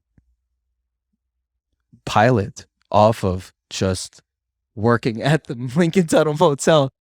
Unbelievably so. It's just the weirdest thing that happened, dude. I started working this fucking night shift. I thought you were gonna say G's to gents. It was okay. That was a reality show back then because reality shows were really popping in 2010, 2011. That's when I came back. Had my first child in 2012. And that's when things were really popping with reality shows. Jersey Shore had just, done a thing. So people were interested in New Jersey. Yeah. People were interested in Love and Hip Hop because that was second season happening for VH1. And so there's a show, Impractical Jokers, on True TV. Oh, you may have seen this show because now it's been on for fucking years. And those guys are famous. The Impractical Jokers team, they were an improv troupe a long time ago doing live shows. And whatever we just discussed for maybe half an hour, me doing improv. And so they pivoted into getting their own show. They were just like, we're going to get a show. And they're all friends too, growing up together and stuff like that. Not here in Jersey, but maybe in the Long Island area. So they're friends. Yeah. And they're talented enough to score a fucking TV show off of their friendship, off of their live comedic things. They got something off of it. And how does that relate to the Lincoln Tunnel Motel? Well, I was still auditioning for things constantly. Also, being a father for the first time in my life. Also being a husband for the first time in my life. Also working the night shift for the first time in my life. Trying to juggle all of these things, right? Yeah. And still trying to pursue something. Just trying to do something, Humbling myself enough for my father to just be like, all right, you need to work. You can't just fucking bum around. So I'm gonna just put you in this shift. You're gonna take care of the motel at nighttime, and at the same time, you can still audition for things. I was like, okay. Bang. So a real one, right? My father was a real one for my whole life. And he was still like, okay, you're gonna be a dad now, so you have to work. And I still have this business, the Lincoln.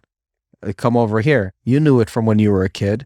It's nothing to be scared of now. It's just what it is. Just run it. With my partner, Mr. Patel, who works the morning times. We gangbang that shit. Hold up.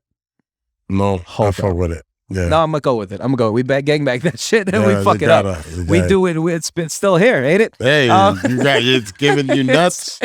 You busting nuts like a motherfucker. Right. You better get it. Yo, talking about busting nuts, yo. I'm gonna be real with you. I gotta take a piss right now. All right, cool. Like a major piss. I don't know if that's the same thing, busting the nut and taking a piss. But you know what? But it comes out the same way. Pissing feels so well. Whoa. So good. All right, Just go. to Let's let that pause rock. this for a second. So I'm gonna pause this shit for a second. Right. Hey, yo, Tone, cut it. I'm not even gonna. Right. We're gonna pick stop. up Yeah. and then get to the second part and into the TikTok thing. Bang. Bang. Let's do it.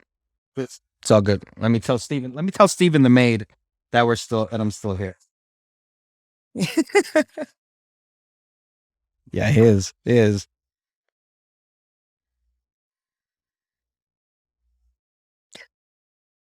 I have Steven the maid on the phone.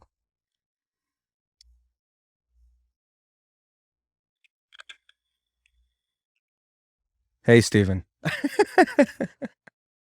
You spoke to my friend here at the Whiskey No Chaser podcast. My ETA maybe in less than an hour. We're gonna wrap up what we're doing here. We're gonna wrap up what we're doing here, and then we're gonna go. I'm gonna head over to the motel. Okay. All right. I love you, Steven. See, he didn't say it back. Did you see that? He did not say it back. I'm so disappointed. I'm so disappointed right now. Are you enjoying the podcast so far, folks? This is going to be a good one. We're going to get into the TikTok stuff just in a few moments.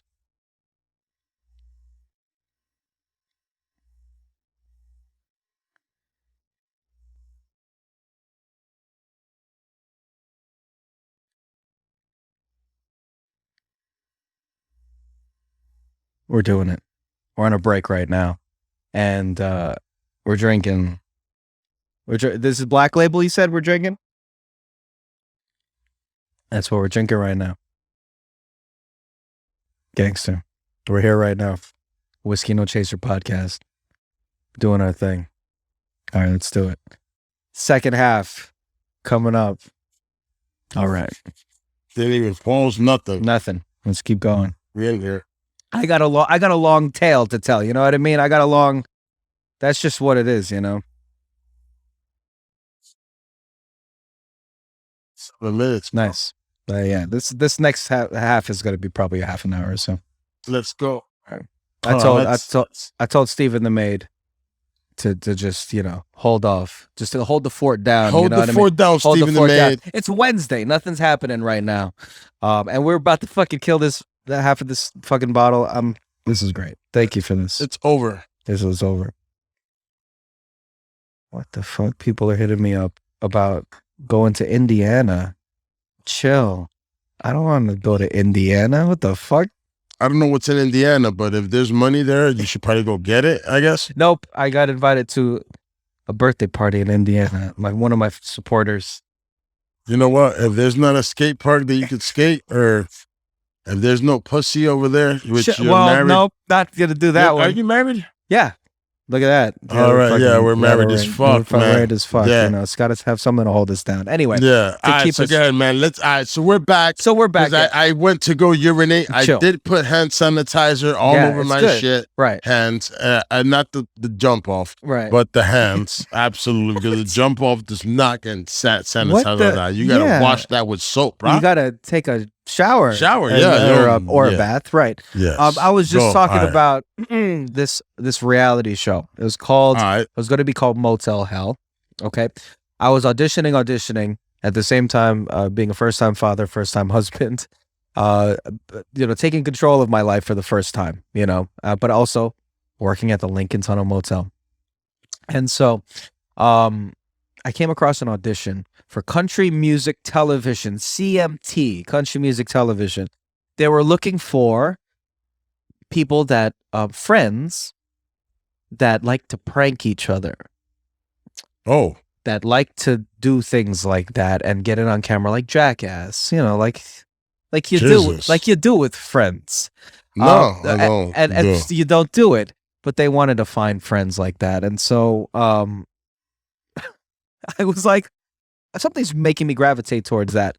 And I came back and my friends and I kind of buried the hatchet. I know I did leave, and went to Hollywood, and maybe in their eyes, like the improv troupe fell apart by then, All right. because that's just kind of what happens with groups. They fall apart. Yeah, groups. There's too many people to exactly keep together. Yeah, and there's drama when I left already.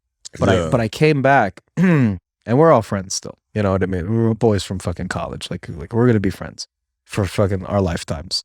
Because these are real people that have been through, a lot with me. And I've been through a lot with them, and we still wanted to do stuff. They were still acting and things of that nature. Yeah. I wanted to act. And so I'm like, hey, you want to pretend? Yeah. Like we like to prank each other for this audition? That's what they do. Yeah. And so, so we were like, and so my friends were like, yeah, where should we do it? I'm like, let's just do it at the motel. I'm working at the motel now, guys. Come to the motel and let's like cut a fucking audition video real quick of us like doing silly pranks to each other. Like we do it all the time. And they were like, we're down. Cause my friends are fucking awesome like that. And, so they came over one night and we did an audition video and I sent it in fucking mad last minute.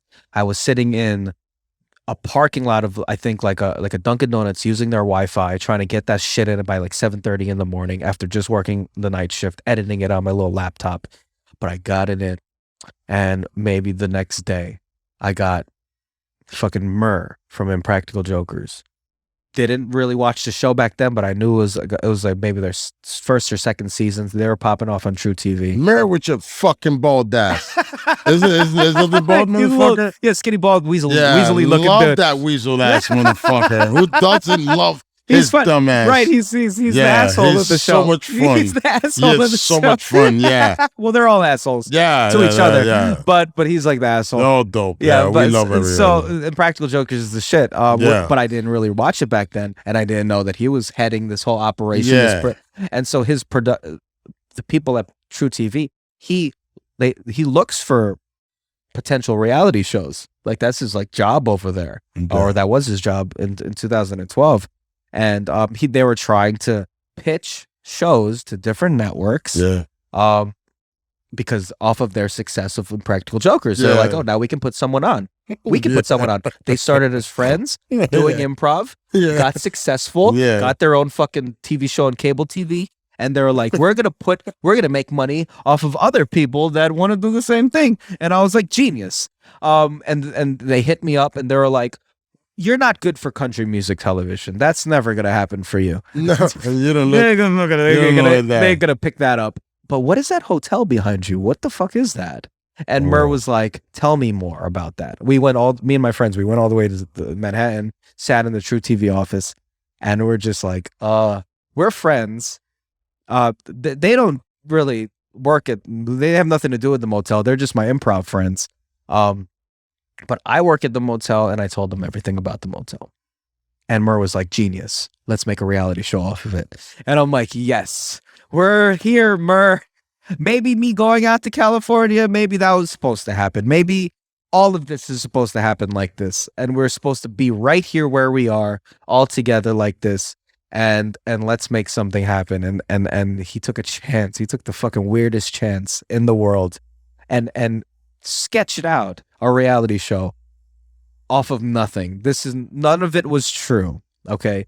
That my father was giving me a year to renovate the Lincoln Tunnel Motel, and my friends were going to work with me. Mm-hmm. And my wife was going to work with me, and Stephen the maid, whom I met at that time, was going to, we're all going to work together. Oh, and there was a rapper attached to the show too. A rapper. I lived at the motel. Wanted to give that G's element. to gents. His name was Deuce Rivas. Shout out Deuce from Bergenfield.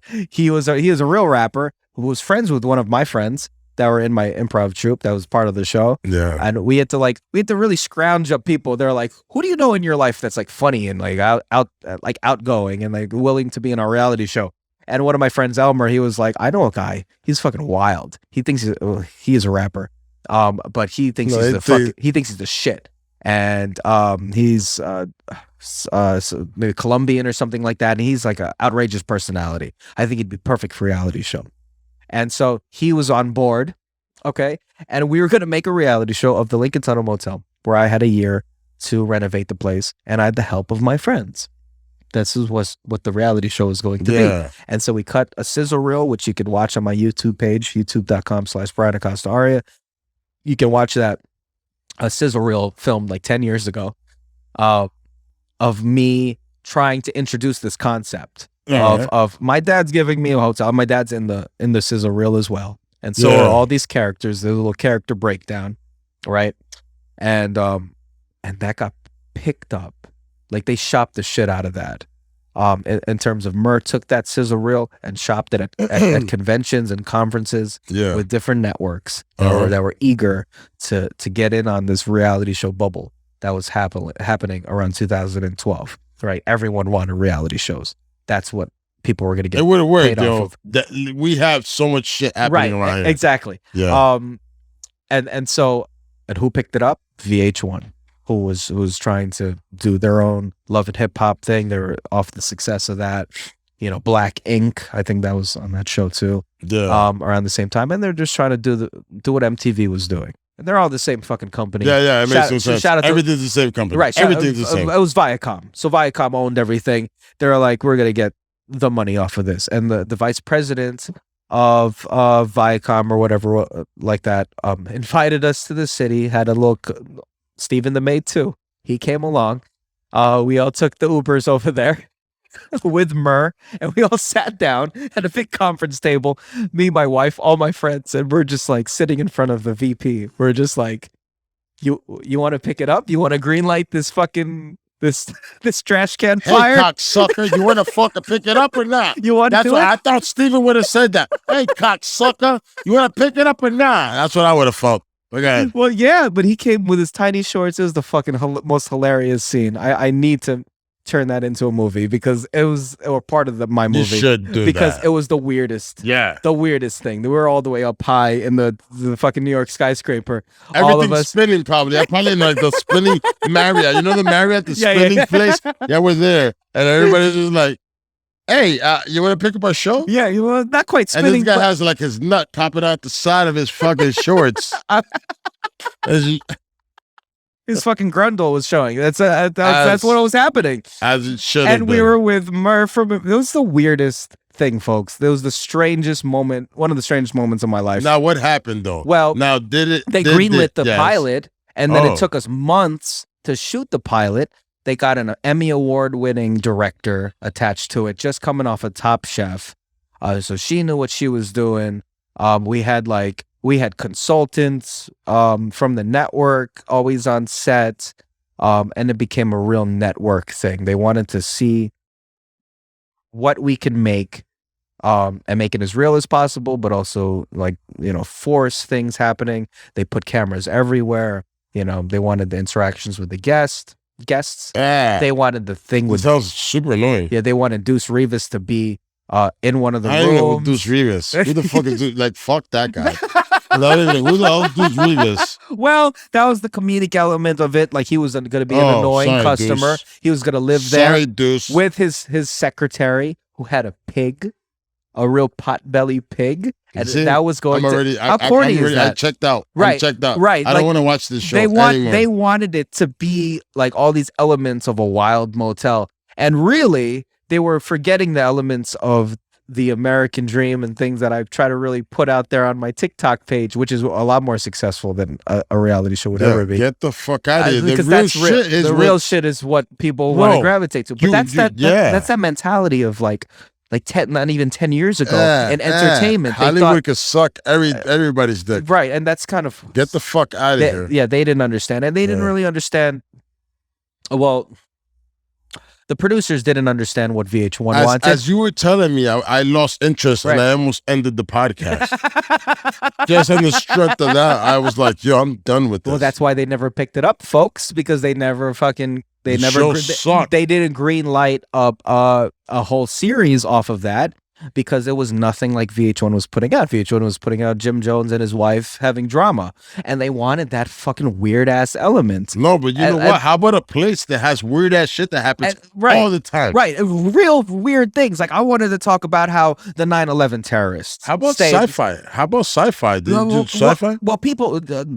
Networks like that, AMC, people that were doing other things. Is there a fly here? I saw one. I almost went, and I just almost took out fly though. It didn't matter. It's gonna die tomorrow anyway. They have lower life expectancies. You have no respect for these flies. Right. So yeah, we were trying to do something that just didn't work, obviously, because the network was just like, no.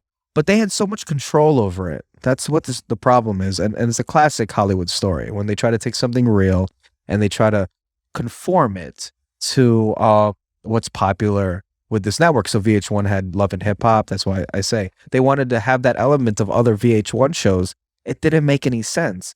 But they just saw, for example, my wife and I being like, they wanted to bring that up.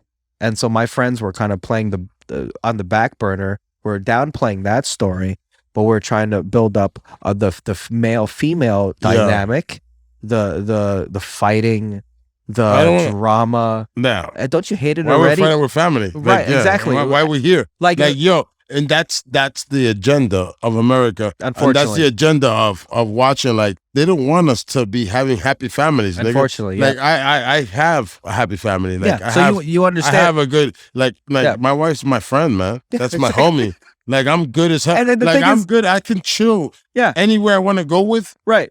Like I'm good because that's your partner. But and that's the thing. But like the fuck out of here. The weird part is like we had just gotten together like a few years before, and it's like you want us to like hate each other, like hate each other. Like that's what they want. Like you're the battle with your wife. It's not like that. It no, wasn't we don't like battle that. like that. And it's like yo, we make decisions together. Yeah, perhaps we didn't communicate that well, but it was like to the producers. But that's what their agenda was. No, it was fucked up, but at the same time understandable. Here's the fucked up thing, and I'm probably gonna put this in part of in the TikTok because I haven't even mention this with my supporters on TikTok, the reality show and the drama before that and spilling the tea with that. Because I know a lot of people want to hear about it, how they handled the situation. But they brought in the notes from the network of VH1. They wanted to bring in another female element. And at the time, bring drama. Yeah, at the time, my wife just had moved from New York and to New Jersey, dropped all her friends that were bad people in her life and not conducive into her growth. And she was being real with you. And she was being real with me, and she hooked up with me, like who had a lot of guy friends and things like that. It was just there is no other female fucking element. What the fuck? Are we gonna fucking make something up? Yes. That's what they wanted to do. Make something up. So here's what they did, dude. They brought in an actor who was trans. They brought them in to play I want to say they wanted them to play a lady of the night, a streetwalker, in less classy terms, a prostitute. That's what their background was, to my understanding. But it was an actor, right? And that was the female element for this show. And that's what was going to bring the drama between my partner and I. They were going to talk shit with each other in certain scenes, right? And then me and my partner, we would get into it with each other, right? Off of these little revelations that they had during their conversations, you know, these little nuggets of drama. You should talk to him about this. You should do this, and then she would come back to me, and we would fight, and then when we would resolve at the end of the episode, we worked it out. This makes no sense. It doesn't make any sense, and you know what? It would not fly in 2021 entertainment. People would just be like, "This is fucked up." That they want to take advantage of that, and also bring someone completely fake, and it just happens to be a trans person. Like what the like? They were just trying to ride a wave of some sort, right? And it's like, why? When there's real shit, go find real people that are doing real that. shit going on. There's real people that are doing that. They're go real for shit. it. They're real shit. That they're real people actually doing that. But they why are you gonna hired do that? someone.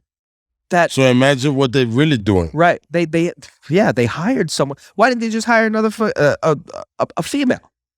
But they had to hire a female identifying person. Yeah, Jesus, they had to like that just rubbed me such the wrong way that it's like they took advantage of this person that had nothing to do with the motel. You're not the first person that's told me about this. Yeah. With them taking advantage of situations. Yeah. Those VH1 people, man, they bugging out. You're not the first one. and you probably won't be the last Yeah, one, because the thing is that these show companies and all these places, man, they just taking advantage of people. Yeah. At all times. And if you let them narrate your life and make you fuck up your whole situation and bring you into a situation that you're not, bro, it's not worth it. At the end, it wasn't worth it. And I guess the executives, they saw through it, and it didn't come out good at the end. You can't just give up your whole thing. Listen, I got a cousin that's an actor, my nigga. Yeah. You feel me? He an actor, and I spoke to him. I was like, yo, don't let them take you out of your character, man. Yeah. Don't let them put you in a place you're not comfortable being. Right. Because at the end of the day, I know that when it comes to this acting shit, there's a lot of situations you gotta be uncomfortable in. They're like, yo, you gotta push this level. Yeah. Why I gotta push this level? You don't have to. And when you're bugging up, when you're pushing nothing, when you're dropping a whole bunch of boundaries and things of that nature that you've set up for yourself to protect yourself, just for what? For that little 15 minutes? It's not worth it. And that's what a lot of reality shows, like, I feel like they prey on. They're like, you want your 15 minutes, like, we can give you it, but you have to give up the next few years of your life morally. Yeah, it's a hey, man, you know, you a nigga that's been a man, right? Right. But check this out. Yeah. You're going to have to suck a cock. You have to just take the whole full cock. Sure, things of that. Yeah, I'm for sure. 2 seconds. It's satire. It's going to look like you're doing it, but you're sucking a cock. Right. That's that really. That's a shame. That's a shame that you have. No, thank you, sir. Right. That's a shame that has to happen like that. Preying on people's masculinity issues and things of that nature. When people, you know, they don't even understand it themselves, but they're in such a desperate need to want to be something, right? To progress. Yeah. Like, yo, but you don't have to do that. But you don't have to do that. You don't have to sell your sexuality. You don't have to sell your soul. Yeah. You don't have to sell your body for any of that, because that is just. Bang, this nigga got it right here. It's really an illusion. That's what it is. Yeah. And at the end of the day, it's really, it's supposed to make you feel like you accomplished something, but also at the end of the day, you shouldn't have to do that for $1. You shouldn't have to do that to put money in your fucking pocket. That's just what it is. Do something else. Don't be an actor. Fucking go into a trade. And so fortunately, I had both of those things. I didn't have to sell my soul. I didn't have to rely, because fortunately that the pilot never got picked up. I can't imagine now if that got picked up. My whole world would be entirely different. Yeah. I maybe wouldn't be with my partner anymore. I probably, like, you know, weird things maybe have come from getting famous. Yo, that off show of Girls. Dramatizing. Have you seen the show Girls? Well, no. HBO? Oh, right. HBO, that girl Girls. So that girl that God bless her soul, she is not something that everybody wants to see naked, and she gets naked. Lena Dunham or whatever her name She is. actually, but she's actually a great actress, and she's like the show. If she wasn't on the show, right? I watched that show for like maybe 3 seasons. Yeah, but either way, once you get on the show, you have to sign the disclosure. You kind of get typecasted and caught in something roles like that. Yeah, and they'll be like, "Hey, man, bruh, you gotta get your tongue on with this guy." Right. You have to do that. You have to do if you pop off of HBO, and for example. You're just acting. Yeah, if you pop off of HBO, you have to do HBO things for the rest of maybe the next 5-10 years.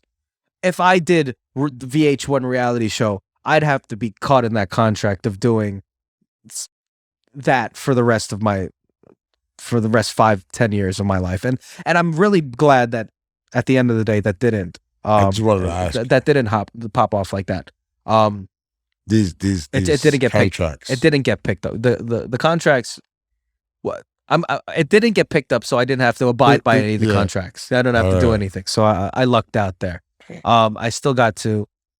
But I have to be honest, I was really bummed out. I really thought it was going to be something. The opportunity was there, you know. Bro, you are an actor and you are good at what you do. Thank you. I appreciate that. But for a long time, I languished in this like, oh, I'm now going to go back to work, and I'm now just going to go audition for things and go back to square one. You know what I mean? Yeah. And I did do that for a little while. Nothing was happening. This 2012 to 2019, where I was, as I said, languishing and creatively. I was like still working at the motel. Partner and I had more children, and still working that fucking terrible night shift, you know, and I was struggling. I really was for a while. And what happened was one night there's a fruit fly. One night, is there fruit it's a here? bunch Is of there nigga, fruit anywhere? Nigga, No? Nigga, there's no So fruit. where And did- these things, I think that this is something. All right, so I'm gonna say, yeah, yo, I think it's the liquor. I think it's or No, something. no. Something sweet No, around sir. there. No, There's nothing. no. Nothing Where are sweet they coming anywhere, from? bro. Yeah. I am at my job. There's Yeah. no fruits. There's nothing. You know what's happening? What? These things have been released to inject us Well, with this fucking the whatever they're trying to inject us with when Yeah. it comes to this thing, because these things came around now, and these things, just like the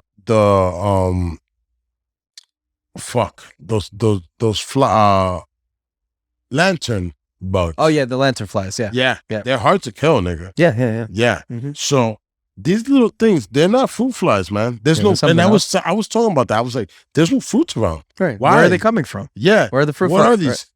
What? This is another way of injecting us with this bullshit. Sure, there may be some truth to that. I made this up, but Right. it's where is this coming from? Where is Where it are coming these- from? Did you notice that there's no fruits? There, We I have the did fruits notice. here. I did notice that. I don't know where the source is, and we're in a closed room right now. This Yeah. thing maybe is just, I don't know what it's feeding on to Thank stay you for alive. saying that, yo. Hey, I did notice that. I did swat it away from the microphone. Yeah. But back Go to my ahead. point, 2019, my friends, is when I was just scrolling on the internet one day and I saw a TikTok. And what the fuck is TikTok? What is this thing? And I had already a year before just tried to be on Vine. If a lot of people remember Vine, the app, which did like 10-second, 15-second clips, and people got popular off of that. Turn Vine famous, do it for the Vine and things of that nature. I love that little app. That I felt like that was the future of what funny could be, the future of comedy, the future of phones and cameras in our at our disposal. You could just kind of film yourself being dumb and put it out there for millions of people to watch. And I'm like, that's Yeah. so, as a comedian, as someone that's just like interested in technology and things like that, I was like, this is great. This is the future. Like, there's so much freedom into it, you know, because wherever you are, pull it up, and whether you're a comedic genius or not, making sketches, or you're just naturally a funny person, maybe you could do something with your life, you know.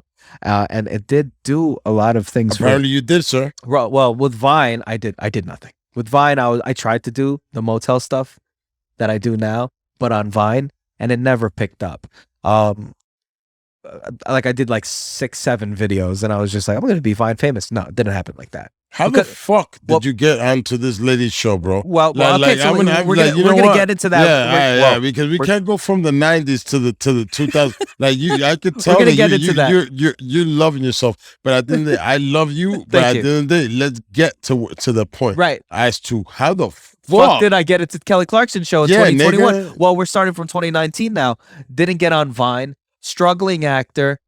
Family. Still working at the Motel now.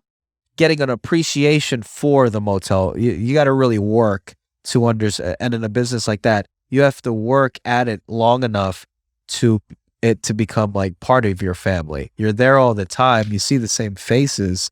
You got to warm up to them a little bit. And so that's what I started doing. I wasn't just George's son anymore. I wasn't just someone that worked the nights anymore. I was there so much, right? That people just started to know me and things like that. So people would open up to me. I would just know the same faces. I would see the same things happening, same weird, funny things. It never clicked. Hey, you're here back to put. It never clicked. Yeah. Oh. We have the video of you. Which one? No, hold on. I was saying. Oh, me talking to them? Yeah. Hey, you welcome back. Are you gonna do? Yeah. I have seen a lot of things. Oh my God. I can't even. And we have security cameras everywhere. I know that's what I'm telling you. We have security cameras everywhere. Right. By then I had worked there for 8 years or whatever. Oh and so I've seen everything. Okay. And I know the business, and I know I've felt the ghosts there. I know. Welcome back, Jason. Right.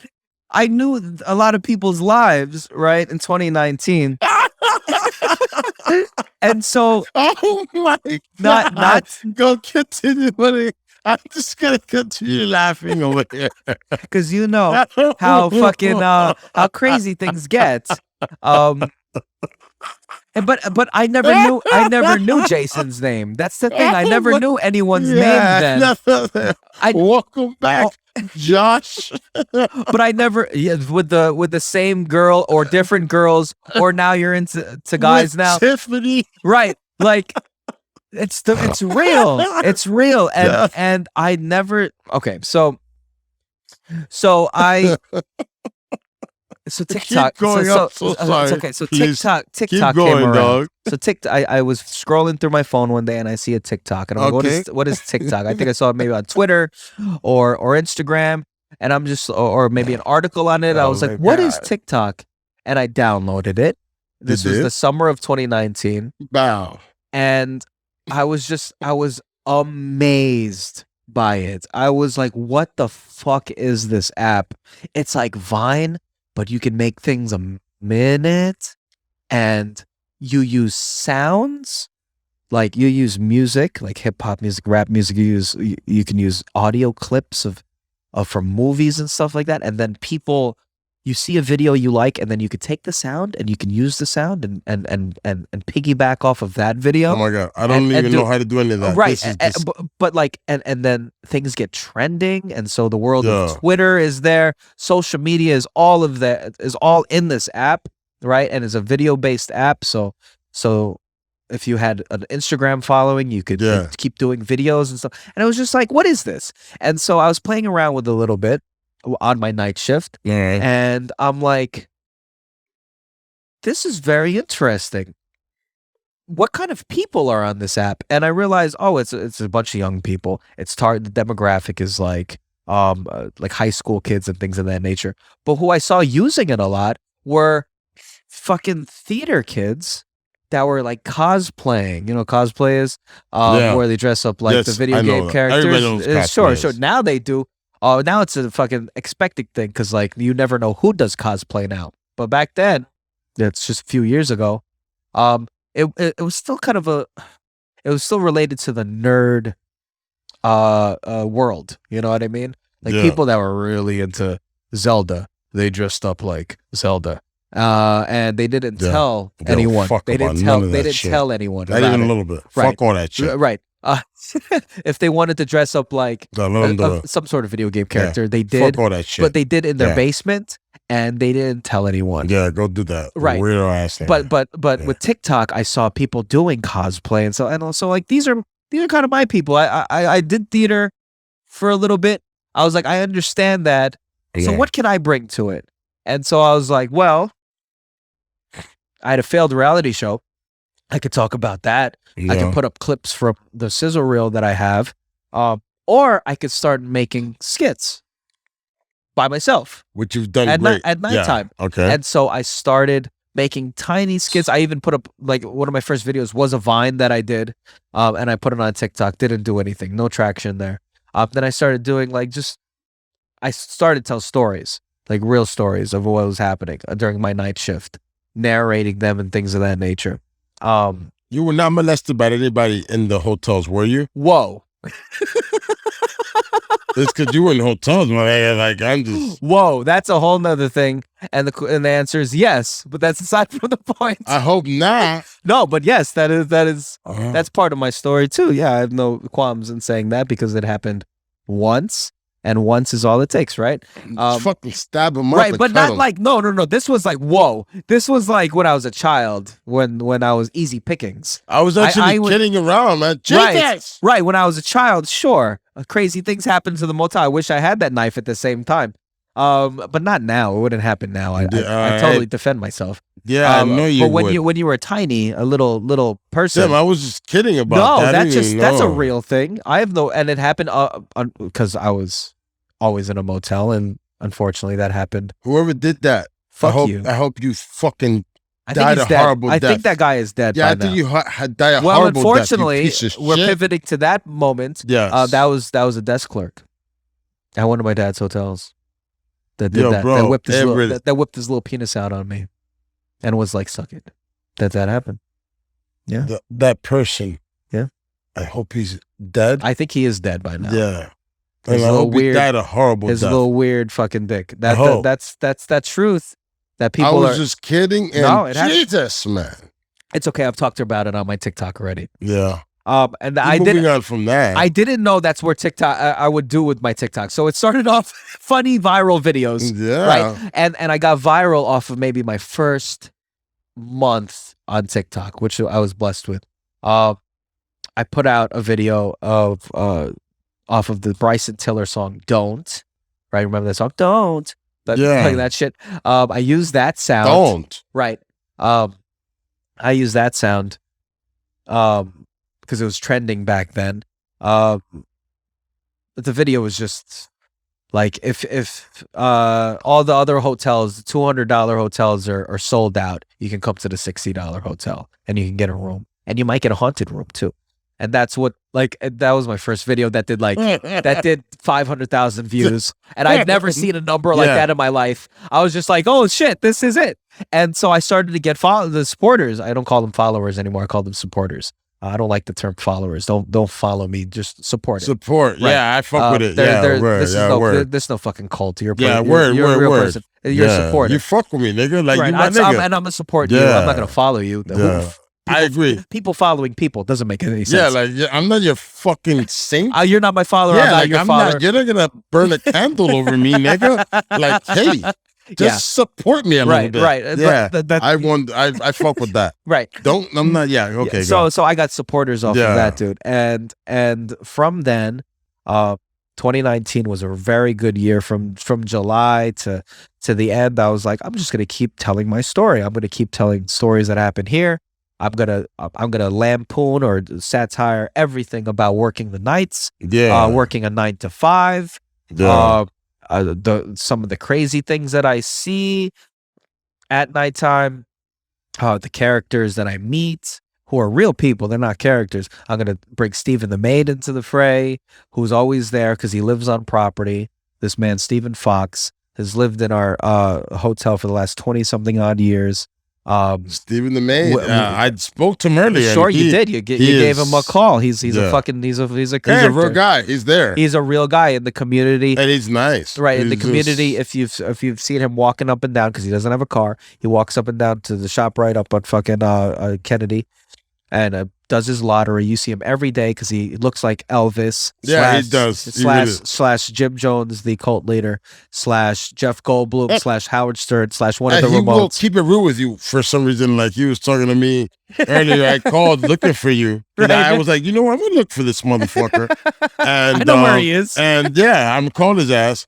And then I was just like, where is he? He's like, and he was like, I wasn't invited. Like, he was not. Yeah, he like, was I not really pleased. fuck- Yeah. Well, he thinks he thinks he thinks he's a little celebrity now. Yeah, It's and he's like, I'm not invited. How the fuck? Are you kidding me? I haven't heard of you. And I was just like, I put the whole thing up. You saw that. I did. Yeah, I respect but I took that. everything down. Yeah, because you showed up. Because I was like, man, I guess lately, Hudson County doesn't support each other. No, I do support No, the yes, you County. do. That's why I'm here. Yeah. But yeah, Stephen the Maid is a character in this community too. I didn't even know that so many people have seen him walking up and down the fucking highway. And so now so I've started putting him in the TikToks and things of that nature.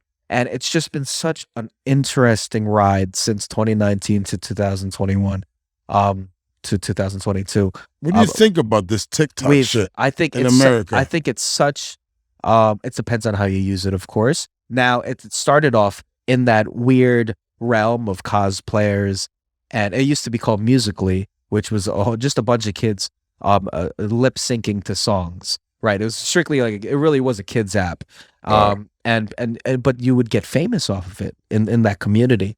And when you go live, you could get people donating money to you, like real money. And so that's what the controversy with Musical.ly was. People were going live just to say, "Hey, send me money." So I do right now, nigga. Musical.ly, come see us. No. It's not. It doesn't exist anymore. Yeah, right. Because it was bought. It was turned into TikTok. Well, Twitter. What is it called again? TikTok. Come see us right now and send us some money, nigga. Well, when people were taking advantage of that, Yeah. kids were taking advantage of other kids. Let's not take advantage of kids. Never. But that's the weird part of Musical.ly. Yeah, I don't like it that. was like 16, 17-year-old boys that were cute telling little girls to send them money. Like that's what the weird thing of Musical.ly was.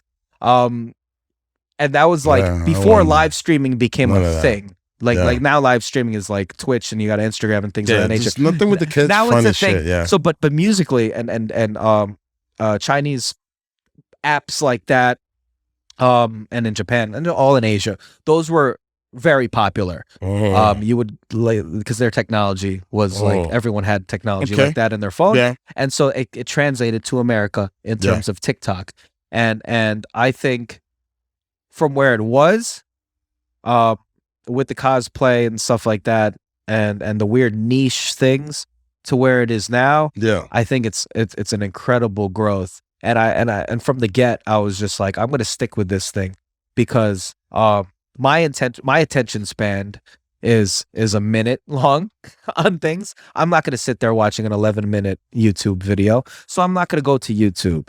Even though a lot of people after the reality show didn't work, they were like, just make your own web series. And I was like, no, I don't really want to do that. I want to do something else. And whatever that is, it will come to me. And TikTok was perfect. I could put out minute videos and it could be seen by people very fast. I could get 250,000. And that's how Kelly Clarkson saw you, huh? Well, what happened was I started doing this thing called Free Room for You, right? Which was a big, strange risk. I was like, I'm going to say, if you follow me on TikTok, you can get a free room at my motel for the night. Okay, that's what it started as. I'm not going to say it was a joke because I was like, I got to really back this up if anyone ever comes. But I know I was broadcasting to 200 by the around then it was like 250, 300,000 people all around the country. What are the odds of them coming to the motel? It's very, very small, right? I'm broadcasting to people out in fucking PR. Now, did you ever get got for this? Well, I'm going to get to that. I'm broadcasting to people out in Texas. I'm broadcasting to people out in California. Some people on the East Coast. Like I know, like it may not happen. Like people are not going to take advantage of this at all. But I was like, you know what? There was a revelation that happened to me. A unsheltered, unhoused person came to my door once, to my bulletproof glass window, and she was like, I got kicked out of the shelter and I need a room. And I was like, why did you get kicked out? And she was like, well, I was sleeping in too late. And I'm just like, that's a thing? And she's like, yeah, you got to get out of there at a certain time. And I'm like, that doesn't seem fair. It's right here in Union City. I'm like, that doesn't make any sense. Like they won't let you in anymore because you sleep too long. You sleep past 9, past cleaning time. And she was like, yeah, they don't let me in anymore. I was like, that's fucked up, lady. Just fucking come here. Just fucking get a room. Like this had nothing to do with free room for you. But I was like, is this worse than I really think? Like, you know, I've always grown up to be like, if I see someone panhandling or something like that on the street, holding up a sign or whatever like that, I know, or playing a saxophone or a guitar, busking and things like that, I always gave them money. I didn't really think twice to that. And then going into the hotel business, I saw how many people my dad used to help, like that. If you didn't make your rent on time, he'd just let it go. He'd be like, all right, just pay me something. So he'd pay me half of it, like now, and then I'll forgive you for the rest. And I was just like, what if I just combined all of those things? Like, we have these rooms. Yeah. I'm gonna just if you want a room and you don't have anything, money, ID, things of that nature, I'm gonna just take it for the night. What am I really losing here? You know what I mean? And so, like, that's what kind of free room for you turned into. It was first like this, just like, shot in the dark. If someone follows me on TikTok and you happen to come to North Bergen, New Jersey, yeah, sure, you can get a room. I don't really care. But it's turned into, if you have nothing, okay, and I don't really know any places that would do this. No, hell no. Nobody does that, dog. If you have nothing, and including ID, fucking nothing, come to my motel. I'm gonna help you out. And it just opened up. I warmed up to it. I opened up my heart a lot to it. It kind of changed me in a whole bunch of ways. This is no mission to fucking change the homelessness population or anything like that. But it's like, if I could do something for you tonight, not every night, but tonight, or just a few nights or whatever like that.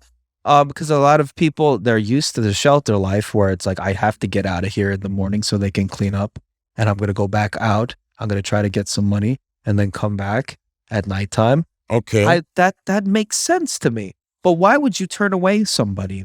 And here's where, like, in the beginning of me working at the Lincoln Tunnel Motel, I was cold. I used to just be like, you don't got the money, get the fuck out of here. I used to be like that because my dad was all about business. Like, he was like, this is a business, you gotta make money and stuff like that. But then I would hear stories from other people that are like, your dad helped me out all the time. And I was just like, that's so strange. Like, he he was teaching you the cold side, but he also was helping people. He was helping people, and I didn't even know that side. So I was like, I gotta do that for people. Like, and also with TikTok, I could spread this message with social media, which I was never good at. No other following on any other app, Instagram, Facebook, nothing like that. But this TikTok thing, I'm gonna stick with it, and I'm gonna keep pushing that. And then, and not only for the unhoused people, but the undocumented people. And around that time, Trump was still president and stuff like that, and it was a very big thing with the border and just all that fucking mess. And what a stupidity! I just saw how there's a law, of course, where you technically can't. You're not supposed to be doing that if a person doesn't have ID or anything like that. Yeah. But who? Like, a lot of people don't have ID because they don't. Yeah, but do you have cash? Yes. Good enough for me, then. Right. You can stay here. Exactly. And do business. No, that's not my business. I don't know why you can't get papers. I'm not going to fucking judge you upon that. But you need a place to stay tonight. If you need a place to stay, here you go. And if you have like fucking 3 kids in the back of you, and your apartment just burned down or something like that, like, you need a place, I'm gonna help you out. Yeah. But you don't have ID because you haven't done that yet. It's just, imagine saying, "Oh no, you can't stay here, but you have cash." Right. So I understand. So you get that, but also you get that side, because I'm sure you know people, and I know people who have struggled coming from another country, whether legally or illegally. There's no illegal. Yeah, we have had. There's no such thing as that. I realize it doesn't make any sense. You're just a human living on Earth, and you're going to another country. Yeah, it just happens to be this country. But in 2019, unless you're like some type of like pedophile or something like that, or just a rapist or some type of like bad person, right? But how would you Fuck know? you. Yeah, But how at would the I same know? time, how would you know? Exactly. How would you know? And if it's for the night, how would you know? And if it's a family, like, yo, it's a family, yo. Yeah, Just that's let the family just. exactly. That's what I'm gonna. That's who I'm going to. Now, how who do I'm you gonna let protect it- yourself? That bulletproof glass window is pretty good. Yeah. I don't really venture far from that. And so and and I should get a knife too. Are you a gun owner? Because I'm a gun owner. No, and I'm not. Why wouldn't you be? Are you a felon? No. I think. So why don't Yeah, you? I know. Why don't you own any guns? I really need to get on that. Yeah, I And think you should. In Jersey, it takes a little while though, right? No, just go wherever you live. Yeah. Wherever you work, you're allowed to Oh, have 'cause you work, yeah. wherever you're at, you own that hotel, right? Right. Yeah. Yeah. So you are allowed Oh. as a owner of that hotel Yeah. to have a firearm Yeah. for yourself to protect yourself. Yeah. So just make sure you have a good Glock Yeah. and a good fucking maybe AR. Why you laugh? I'm not like I'm like being real with you. That's what we doing around here. Well, okay. All right. Yeah, you're right. Yeah. That's like two though. Wouldn't one just suffice or No, No? because you need to hit somebody from a distance sometimes. right? That makes sense. 300 blackout, Uh-huh. catch somebody from far. Right. Everybody's 223 and all that, but Yeah, 300 blackout. Yeah, you get a good gun. Right. Okay. Yeah, I got to get on that. Will be a nice You know thing what, when for- you hit somebody for- from a you- distance for- with. for if you just- have to. Right. And nobody wants to. Nobody wants to. I Nah, understand. get the fuck out of here. I want to live good. Yeah. And I don't ever want to hurt nobody. Right. I understand that. But you I gotta also protect want to, yourself. I Yeah. want to be able to if I need to. Yeah. Fortunately, that has not happened at the Lincoln Tunnel Motel. No holdups or anything like that. Don't get Yeah. any ideas. Actually, you know what? For the sake of the conversation, I am strapped at all times. So I don't even know why we're getting into this because I do have. Yeah, I know I do you have a was few trying guns. to keep it hidden, but Right. it's Right. you were trying to keep it hidden, and it's okay. Yeah. I'm sorry they even brought it up. No. That is important for small business owners or business owners in general Yeah, because the world that we live in that's just what it is. yeah. But so Don't show up because on some stupid shit, guys. Please. don't do that shit. That's Yeah. that's You, and on top of maniacal. that, you go into a place where there's good people. What the fuck are That's you gonna kind of- gain? That's kind of what. But then that young Dolph thing. So I get a minor infamy or on this app specifically. Okay, known to. I'm the free room for you guy. I'm the motel guy on TikTok, and I'm just like there. I have my presence on this social network. Yeah, That 2020 comes, pandemic happens, everyone's locked inside, quarantining and things like that. And how that's you what even have a hotel still? I did. That's How the the thing. fuck We barely Did did. you guys make it We, through that we, shit? we barely did. Things just like slowed down immensely. But what people started to do, we still had the TikTok, and I still I got to talk. I had to bring this message, and I still got to make things, and I got on a schedule of making videos, 2-3 videos every fucking day on this app, and still remain consistent, especially when it was super slow Yeah, during 2020. And I got to talk about everything that was happening in the news, kind of related to the motel.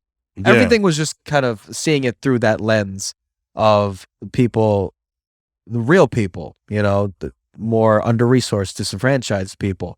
I got to tell more stories and things of that nature. Even Black Lives Matters issues and ACAB issues and police issues that made our way to my content. I'm able to talk about all sorts of things that I believe in and where I lean politically and things of that nature. All seen through the lens of a little motel owner. Did Danny Lee ever come to your hotel? Danny Lee and the baby? No. That's right. Danny Lay. Although Danny Lay, that's a very funny thing that you brought up, Danny Lay. This is so off topic, but I did like a remix to one of her songs back like a couple of years ago. A remix as in I just rapped over one of her songs and I put it on Instagram, and like she hit me up and she was like, "This is really good." And then we were just like, DMing each other. It was just the most random thing. Oh, that's dope. But now, This is before she met the baby. This is before she popped off like that. The baby and her are not having a good time. No, they are not. This was before she, got pregnant and stuff like that. Also, that's so fucking funny. That mind their own business, because that's a man and a woman having problems, and that's their business. None of my business. Yeah, I'm not here to fucking take sides for him or for her. Yeah, it's just like I don't know really anything about that story. Yeah. I just know that like there's drama. Yeah, they had drama and they was on live about it. Did he beat her up? Maybe. I don't know. He's wild, that guy. No, he's not wild. He's a nigga that holds it down. Sure. The two people he shot to death were people that were attacking him. Oh, so okay, all right. So I'm all about that. Yeah, sure. You come attack me, nigga. I mean, right. You should definitely die. Right. So I'm with that. At the end of the day, I'm all about the music. I don't really give a shit. So she makes good music. He's a very competent rapper. So I appreciate the things that whatever's going on with them too. Right. I don't want nothing to it. That's so funny that you bring up them. That's because like I just have the loosest connection to her. Because like that's crazy how that went down. The loosest like we DM'd each other like for a little while. It was just like it was just very innocent. Like it was just like that's funny, right? Anyway, this aside from the point. Yeah, but yeah. Either way, okay. Whatever's going on with them, let them do that, and we're gonna do this over here, man. You know what I'm saying? All right. Anyway, so TikTok. How did it end up Kelly Clarkson? Well, the 2021 has been very, very good. I'm not the biggest TikToker in the world. I'm not at all. But what had happened in 2021 was people started getting out again. That they weren't all trapped in their houses, quarantining themselves off of COVID or anything like that. They started going back to their normal lives. And I was still making content. And fortunately, we got the attention of a thing called HUD-Post, a online news publication dedicated to the HUD-Post. Shout out to James from HUD-Post. Yeah, my nigga. The creator of HUD-Post, which is short for, Hudson County, Post, kind of like Huffington Post, but Hudson County Post. And so it's that motherfucker. He did me a real solid one day. He took one of my TikToks where I walked around North Bergen, giving a little tour of the spots that I like, because someone off of a Cameo, if you know anything about Cameo, which is like minor celebrities, they make dedication videos for people, like happy birthday. I'm Bernie Williams. I remember Chris D'Elia talking about that shit. Or is this a random person? Chris D'Elia's a comedian. And they get paid like a couple $100 to say happy birthday to someone's grandma. I started popping off a TikTok, and I made a cameo when that app came out. And someone was like, show me North Bergen. Show me what that's like. Make a cameo about North Bergen. And I'm just like, okay. And I walked around North Bergen showing this person the sights and stuff like that. I recorded it. And my man James from HUD-Post, he reposted that on Facebook or Instagram or something. James, and it got thousands of views. And then he took the sizzle reel that we took from the reality show. He put that on his page, thousands of views. And that's when the ball kind of started rolling in terms of people seeing us. And the TikTok support was very healthy. We started getting donations specifically, and I made an Amazon wish list for this idea of, instead of a free room for you, free supplies for you. So we saw a lot of people come in unhoused, or not even unhoused, just people kind of like just struggling, and we're like, we're gonna make this wish list that a lot of other organizations make, full of clothes, full of toiletry items, full of shampoo, full of tents, sleeping bags, things of that nature. If you want to donate those things and send it to the motel, we will give it away for anyone that needs it. And so we've have a healthy surplus of everything. Let them know where though. Let them know where. You can go on the Beacons page, which has all the links to the places you can donate to our this is a little movement we're doing, you know, where we're trying love to this. trying This to is dope help as trying fuck. to help the unhoused and the under-resourced people in our community. Anyone that comes through our doors, you don't even have to have a room necessarily, but if you're like, hey, I need a tent, I need a sleeping bag, I need socks, I need pajama pants, no, not pajama pants, sweatpants. It's getting cold outside. I need hand warmers. You can come to my motel. My supporters are the greatest supporters in the fucking world, and they know what it is, because a lot of them, really, it stemmed from me being tagged in a lot of videos on TikTok, where people are like, I live in my car now because my family doesn't like me anymore. They fucking hate me. I live in my car. I can't take that toxic environment anymore. I moved out, or I live on the street. I was tagged in so many videos like that in the beginning, in 2020 especially. When people started losing their jobs, people started fucking struggling like Donate that. to this movement. So Donate to this movement. So people are like, Brian, your motel is a beacon of a signal of hope. You know, a few of my friends Wow. they were like, hey, I've been unhoused before, but if I knew a place like yours existed, it would give me hope to live another day. And I was just like, damn, that's the fucking realest shit ever. I didn't expect it to go from making a TikTok to speaking to you on that level, but fuck it, let's go. Let's fucking help our community at the same time. I can tell my story, my very real story, this American story, Yeah. this American dream story Wow. of a man coming to this country, trying to succeed, trying to build roots. I'm taking his roots and I'm trying to build off of that in some unorthodox ways and some orthodox ways, still trying to help people at the end of the day. And so now that's what 2021 did. And unfortunately, the spotlight has been shown finally onto this little corner of our of New Jersey that is full of thriving talent in all sorts of art forms. Man. People, thriving businesses. We got such a beautiful Bergen line. This fucking main street of the most unbelievable types of food. We're winning bar out here. scenes. Yes, everything is great here. People are coming from the city, New York City, other boroughs to live on this side of the river. People.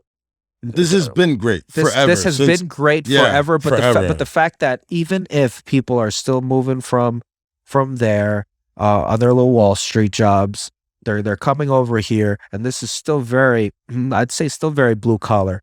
Very people are still. But it's getting gentrified, and it's gonna be over. It's got, but right now we're in such a good place where there's still generations that are competing with that. If you're gonna come here, there's still gonna be a fucking Cuban dude that's just like, I'm gonna open up a fucking coffee shop. You know what I mean? It's still gonna happen like that, and like regardless of a white dude owns the fucking half that block. Like people are still going right here. This is happening, yo. It's just still a bunch of us here. We're still here, and businesses like mine, we are the last of its kind.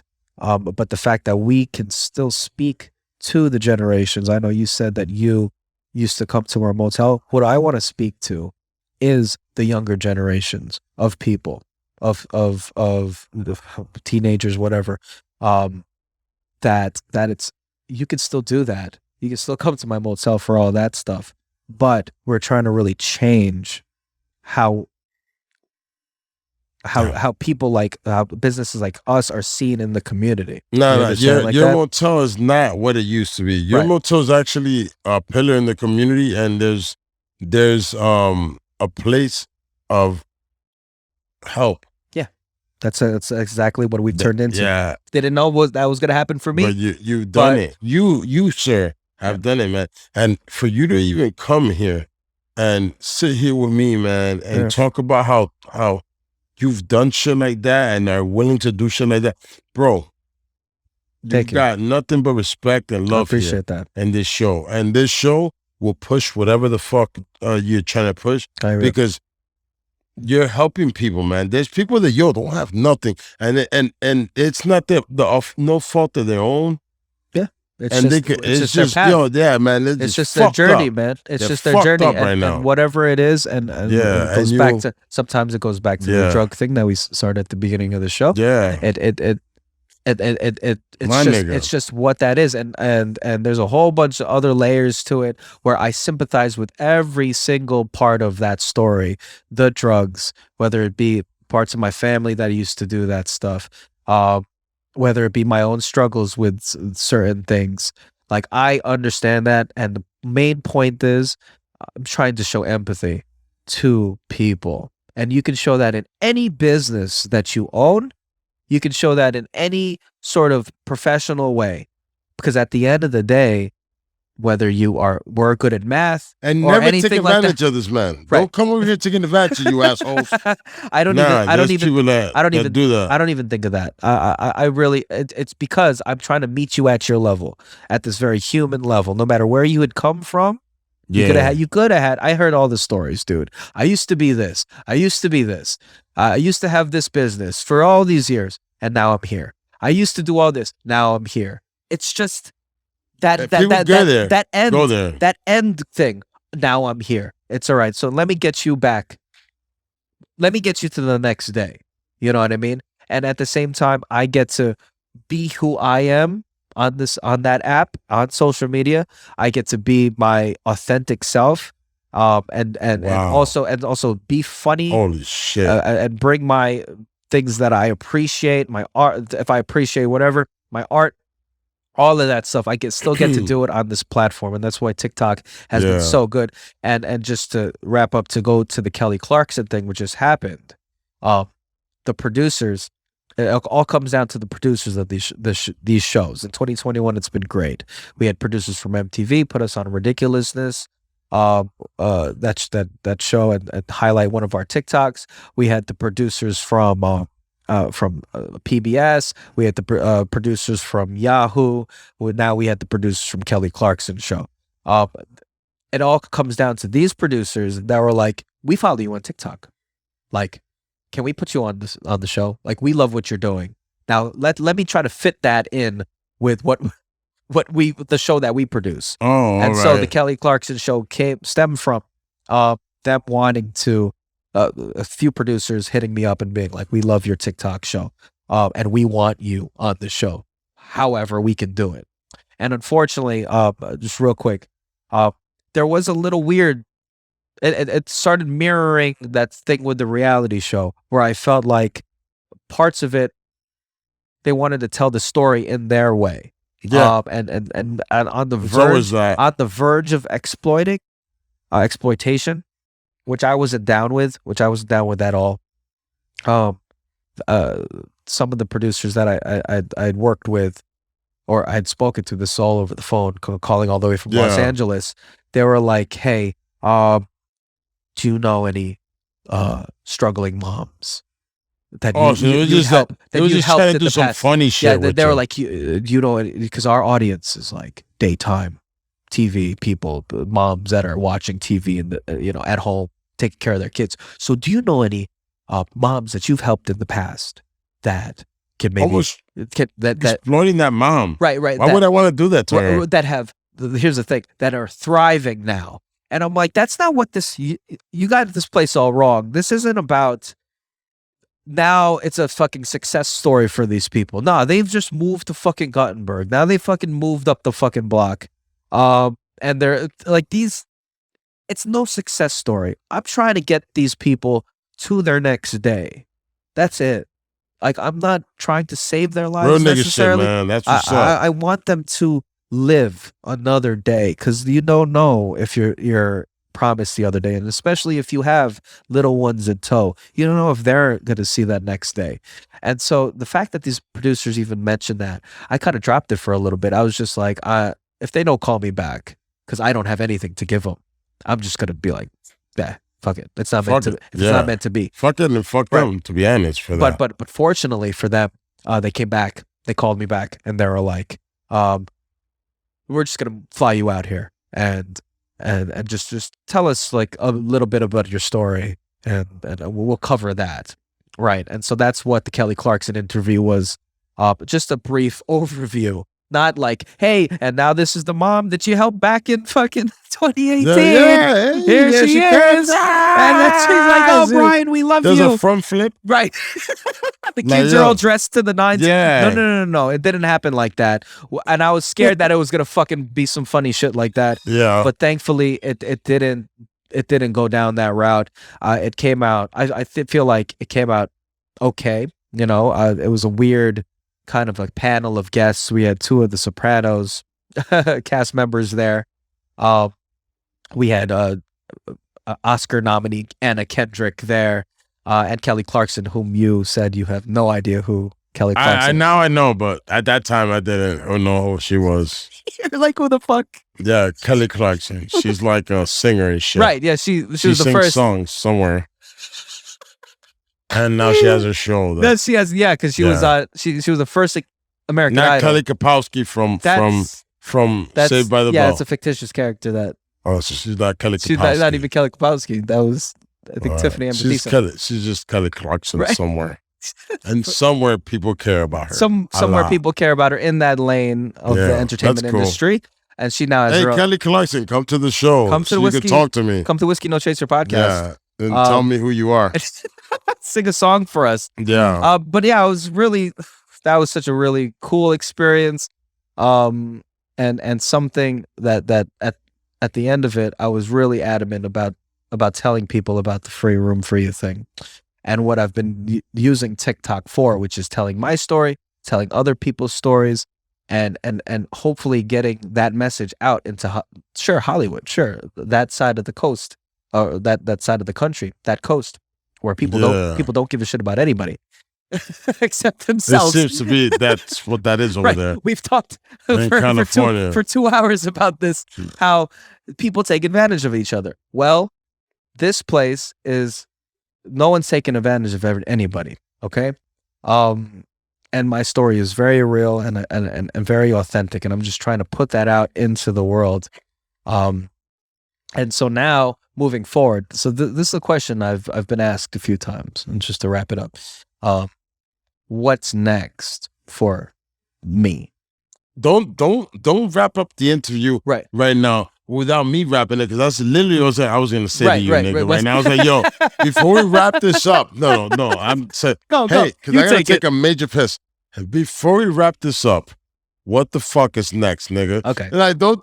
How are you trying to? How would you said, yo? You're a mind reader. I'm trying to get better at this kind of talking to people on this level thing, because I love the concept of interviews, and I want this to be good for you as much as good for me, because we are literally taking 2 hours of our life. We're taking 2 hours of our lives talking to each other. Exactly. And we're people at the end of the day. We just have a camera in front of us. Just ask you the same thing. Right. So I'm trying to get really better at this. So forgive me if I'm trying to see where this goes, but I really appreciate how real this conversation is so far, because it's really That's cool. what we do. So here, let's take a break for else. Let's take a real quick. You want to take a break for a second? Yeah, let me go take a piss, because I would like to get the 100%. Yeah, because I finally have an answer for what's next. Yeah, because what's next is something. It's super important. Yeah. Have you got to take a piss?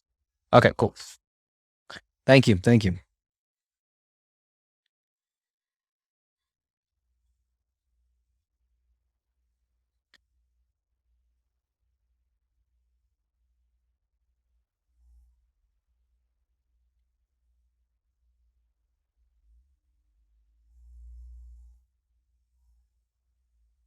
1:00 in the morning. Still over here at the Whiskey No Chaser podcast. I'm really talking to nobody right now except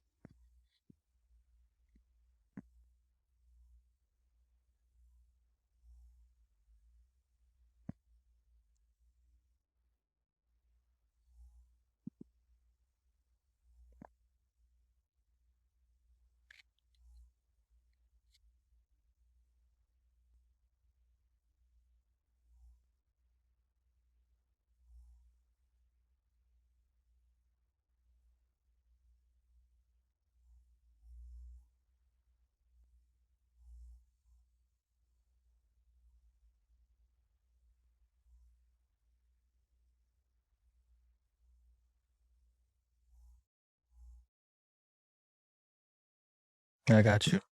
I got you. What's next for this? What is next for this kind of a movement?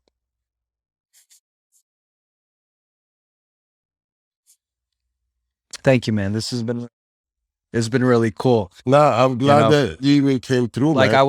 I'd love to clip this out and put it on into a TikTok where I'm talking I'll about. send you everything. Yeah, no, I'll yeah. send you the whole video Okay. once it's edited. Yeah. And put the voice together. Right. There's some really funny fucking things that happen in this with the fucking Yeah. with that song that she did before. I definitely want to make a TikTok out of that. Let's fucking do that shit, dog. I'm so down with The everything. bust the nut. Yeah. That shit was, Yeah, busting up Motel, man. you know, that's the thing with this social media thing. I want to take like full advantage of it.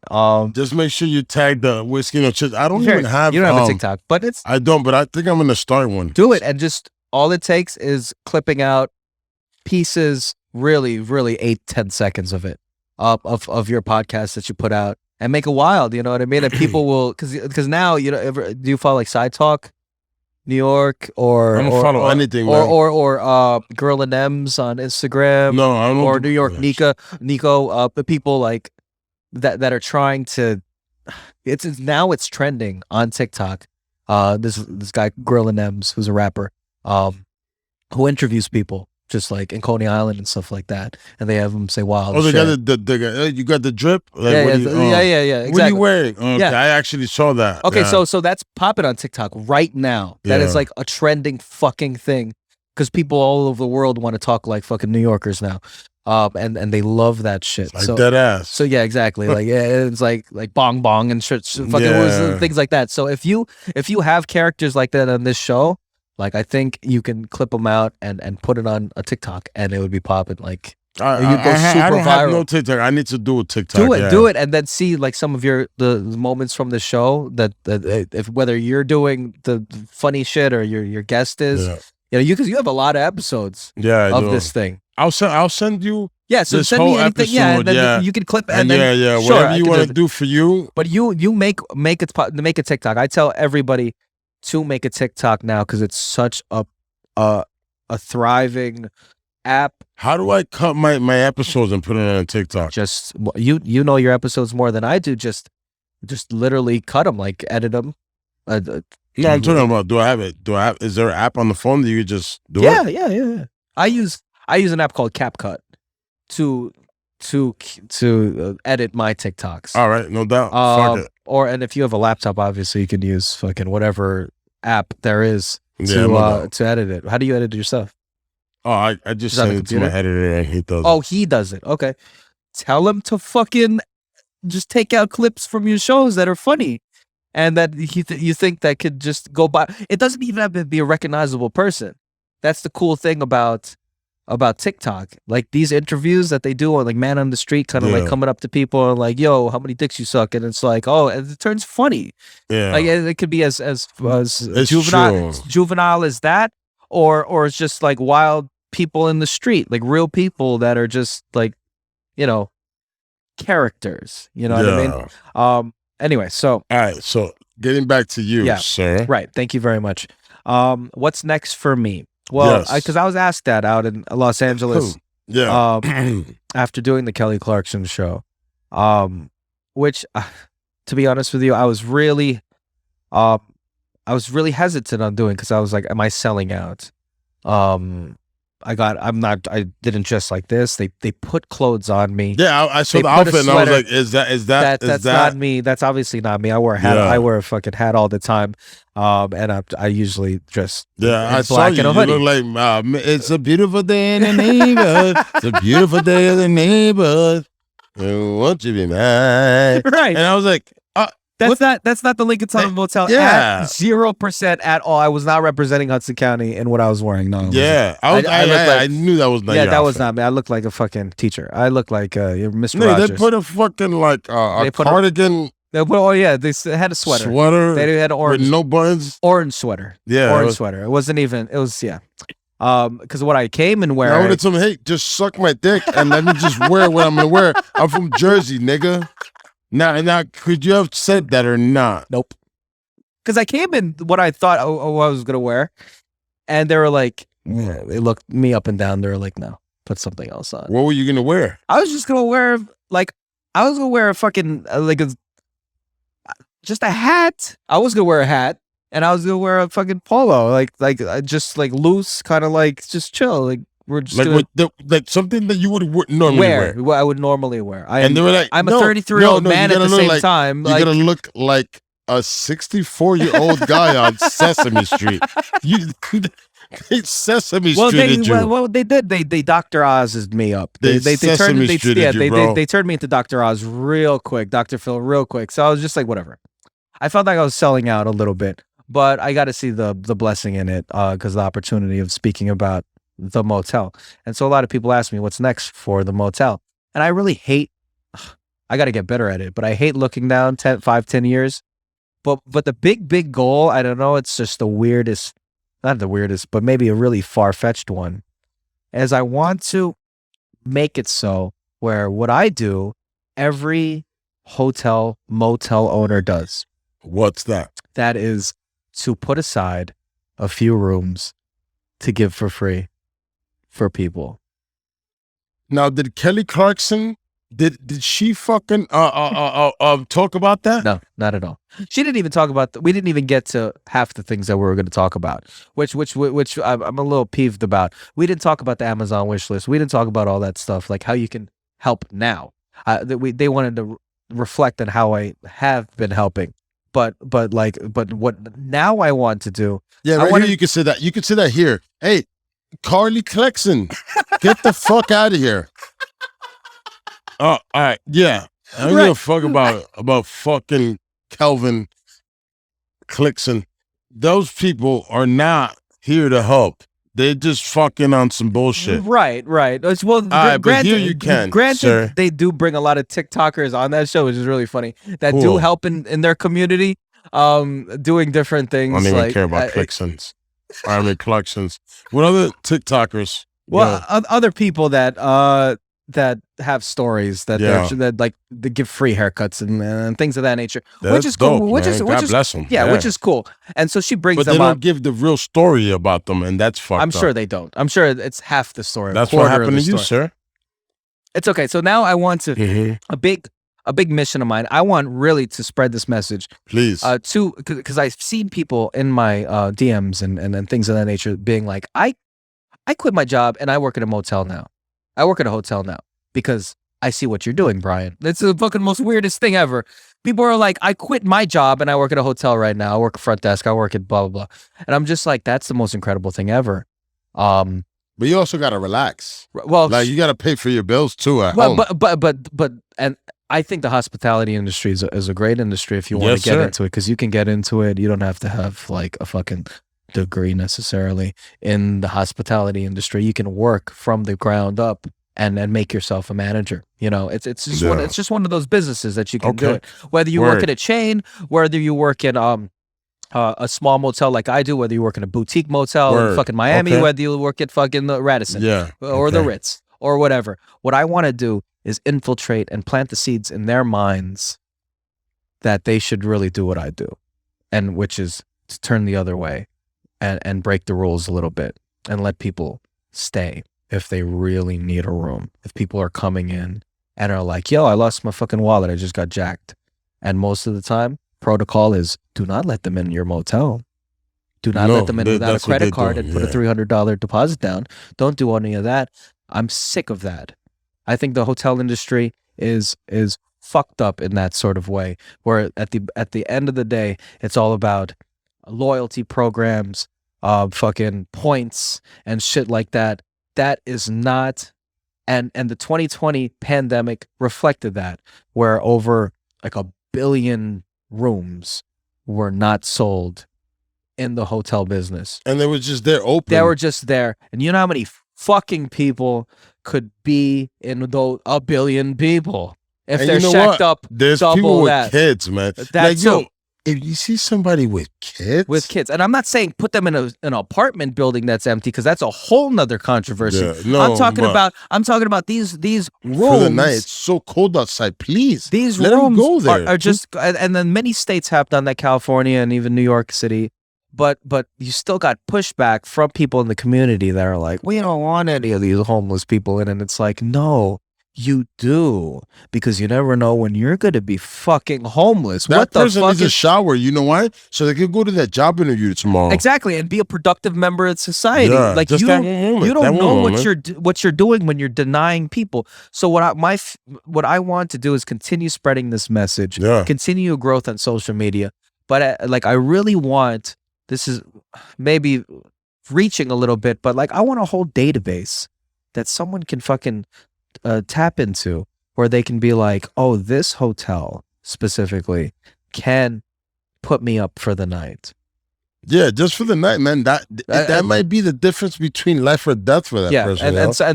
And to make an organized database. Shout out to any of the startups or app designers that want to help me on this. I really want to make one that it can reach every state, you know, in America, where there is someone willing to help put you up for the night, and you don't have to rely on shelters. You don't have to rely on having to go at a certain Some time. shelters actually have rapists and people that You never do know. bad things to people. Sure. Yeah, Sure, you know what I'm saying? I've seen that. Because you never know. Yeah, Because I've heard about it. Sure, and you're in an open area, Yeah. and there's also controversies where there's some some people that identify as males or females being put in the wrong places, and so they get abused and things of that nature. And so like a female that identifies as a female, but that perhaps wasn't born that way, but now does, is being put in. All right. You understand? Trans so it's women that are women and they're like, no, you're assigned at birth as a man, so you go with the men, and they get they get assaulted. Yeah, so don't do it's that to just this dignity that is being taken fucked up to away them. from people. You know what I mean? And whatever it is. But in those type of situations, if it's time to be a man, you better be a man. Now, it sounds so crazy. And it's time to fight a motherfucker up. But you better hey, get man up. But you shouldn't even have to be put in that situation, is what I'm saying. You shouldn't, yeah. You shouldn't. No person should have to have their dignity fucking stripped away from them. Yeah, of course, of course. Such a last minute thing. Yeah, at 11:30, I need a place to fucking stay because it's a blizzard outside. Yo, listen, why the fuck Yeah. are there people not having places to be, and why the fuck are there people not having food? Does that Right. make any sense? No. When No, it does I not. just threw out, like, I don't really throw out that much. I was like about to say, what's that? What I throw out usually? I don't throw Leftovers. anything. Yeah, sure, but I yeah, throw out if you have leftovers, sure. What the Yeah. fuck? But I only my leftovers are literally not really like leftovers. I usually kill everything. Yeah, right. But I'm just trying to say, like, at the end of the day, yo, Why can't a what person we have a have- fresh meal? yeah, why can't somebody have a meal somewhere? Food security in this country, house security in this country, shelter Makes no is such sense. in our country of the United States of America. It's so fucked up. How the fuck with all these fat people is it that Yeah, the that reflection that someone is not eating a meal? well, yeah, that has to do with a lot of just their education on the subject, and or what's they're being fed in them in their community with the Walmarts and things of that nature, and what is cheap. And then Walmart has food. Why is it that The nobody Walmart is not giving right. Yeah. And they say, if we give them free food, they can sue us. No, nigga. Right. Give them the free Give food. them the free Just food. give the food. Take the Yeah, fucking yeah, lawsuit yeah. because it's just going to be $1 million out of your pocket. Sure, Yeah. that's nothing. It's literally You'll not going to be recoup- that. you'll They probably recoup that. wouldn't even, like the person they probably, $50,000. Guess what? You guys literally throw can- that out every day. Exactly. So just give Yeah. the food. Put just whatever the hell is getting owed. Yeah. Just fucking make a meal for people. Just fucking give it to a place. Like, if we got a bunch of yams, we got a bunch of yuca, we got a bunch of fucking vegetables. Don't give these niggas canned and bullshit food. Don't Right. give them mac and cheese. No, give them real food. Yeah. All this stuff is going to literally, like, you'll go through a thing and there'll be a bunch of strawberries and there'll be like the strawberry pack that Yeah. has like 3 or 4 strawberries that are not good in it. Yeah. Put Just that give them away. somewhere. Right. But they don't. And let's fucking make some fucking smoothies for people. Right. Put Exactly. it together. I Like know. this. That's Why a are we good- throwing that in the garbage, man? And why is it a thing that we can't give to people? Yeah. No, that's there has ridiculous. been Fortunately, there has been movements that really address that issue, that take that This makes no food. sense, bro. But it's not on a real. It's not enough. It's not enough. It is not enough It's not because enough, man, people are because they're still throwing it starving. out. Because Like people are literally, still starving. literally, if I was to be a person that is homeless, I'd live by Walmart and I'd just go into the garbage and I'd have one of those portable blenders and shit. And I'd have just meats, whatever. They're throwing it out, man. I know. I'd just be like, yo, I'm gonna have a portable fucking George Foreman grill, whatever it is, man. But it's fucked up. It is fucked up. Yeah, that they're throwing out food and they're just throwing out food. Yeah. Literally, they're throwing it out. Yeah. What is happening? And that is a subject that we speak about on I try to talk about on my in my content. Yeah. Unfortunately, for some of the guests that have been staying here long term, we've had enough reach on social media with Instagram, with and because of HUD posts and things of that nature that have let us grow in the community. Fortunately, that's how I met you, through Instagram. That we've been just blessed with social workers come through and their connections as well. So now we have a local college who operates a food pantry as well, that people can on certain days can come through, and literally it's like a little store, they can pick out stuff. This college is also every Tuesday has now dedicated some meals to the people at my motel, which is amazing. Like Wow, prepared that's hot beautiful, meals. man. I know. It's That's really beautiful, cool. man. We had yesterday's Tuesday. They brought some food in and went out like that. I didn't have to put anything in the fridge. In 30 minutes, everything was gone, because that's the problem in this country. It's just not feasible for some people to get that third meal in, that second meal in. It's just the one meal, that's it. Like, and unfortunately, with our reach on social media, I can help the people in my business, and hopefully that can be a signal to other owners of businesses and things like that. I want to see it all over the country, for people to help their corners of their community. And all right, so you know what? Fuck all that for now, because at the end of the day, it's not something that is even reachable for you right now. But right now, for us here in New Jersey, how can people send meals to your hotel, and even from your hotel to help people outside of your hotel? Because I've seen you've helped people outside of your hotel. Before we continue that, right, you saw those the Mexican people there, or whatever they are. I don't know what they are, but they're the people that are selling fruits there. Yeah. There's the one lady with the baby on her back. Yeah. And I always look at the baby on her back and I'm like, is that baby okay? Because I have children that are probably that size. Sure. I mean, I've had children that size. They're They all start off with babies. Yeah. But they don't stay still that long. Yeah. They don't stay still. Like, you cannot like, none of my daughters are like, I have 2 daughters and a son. Yeah. None of them would even sit in the ergo.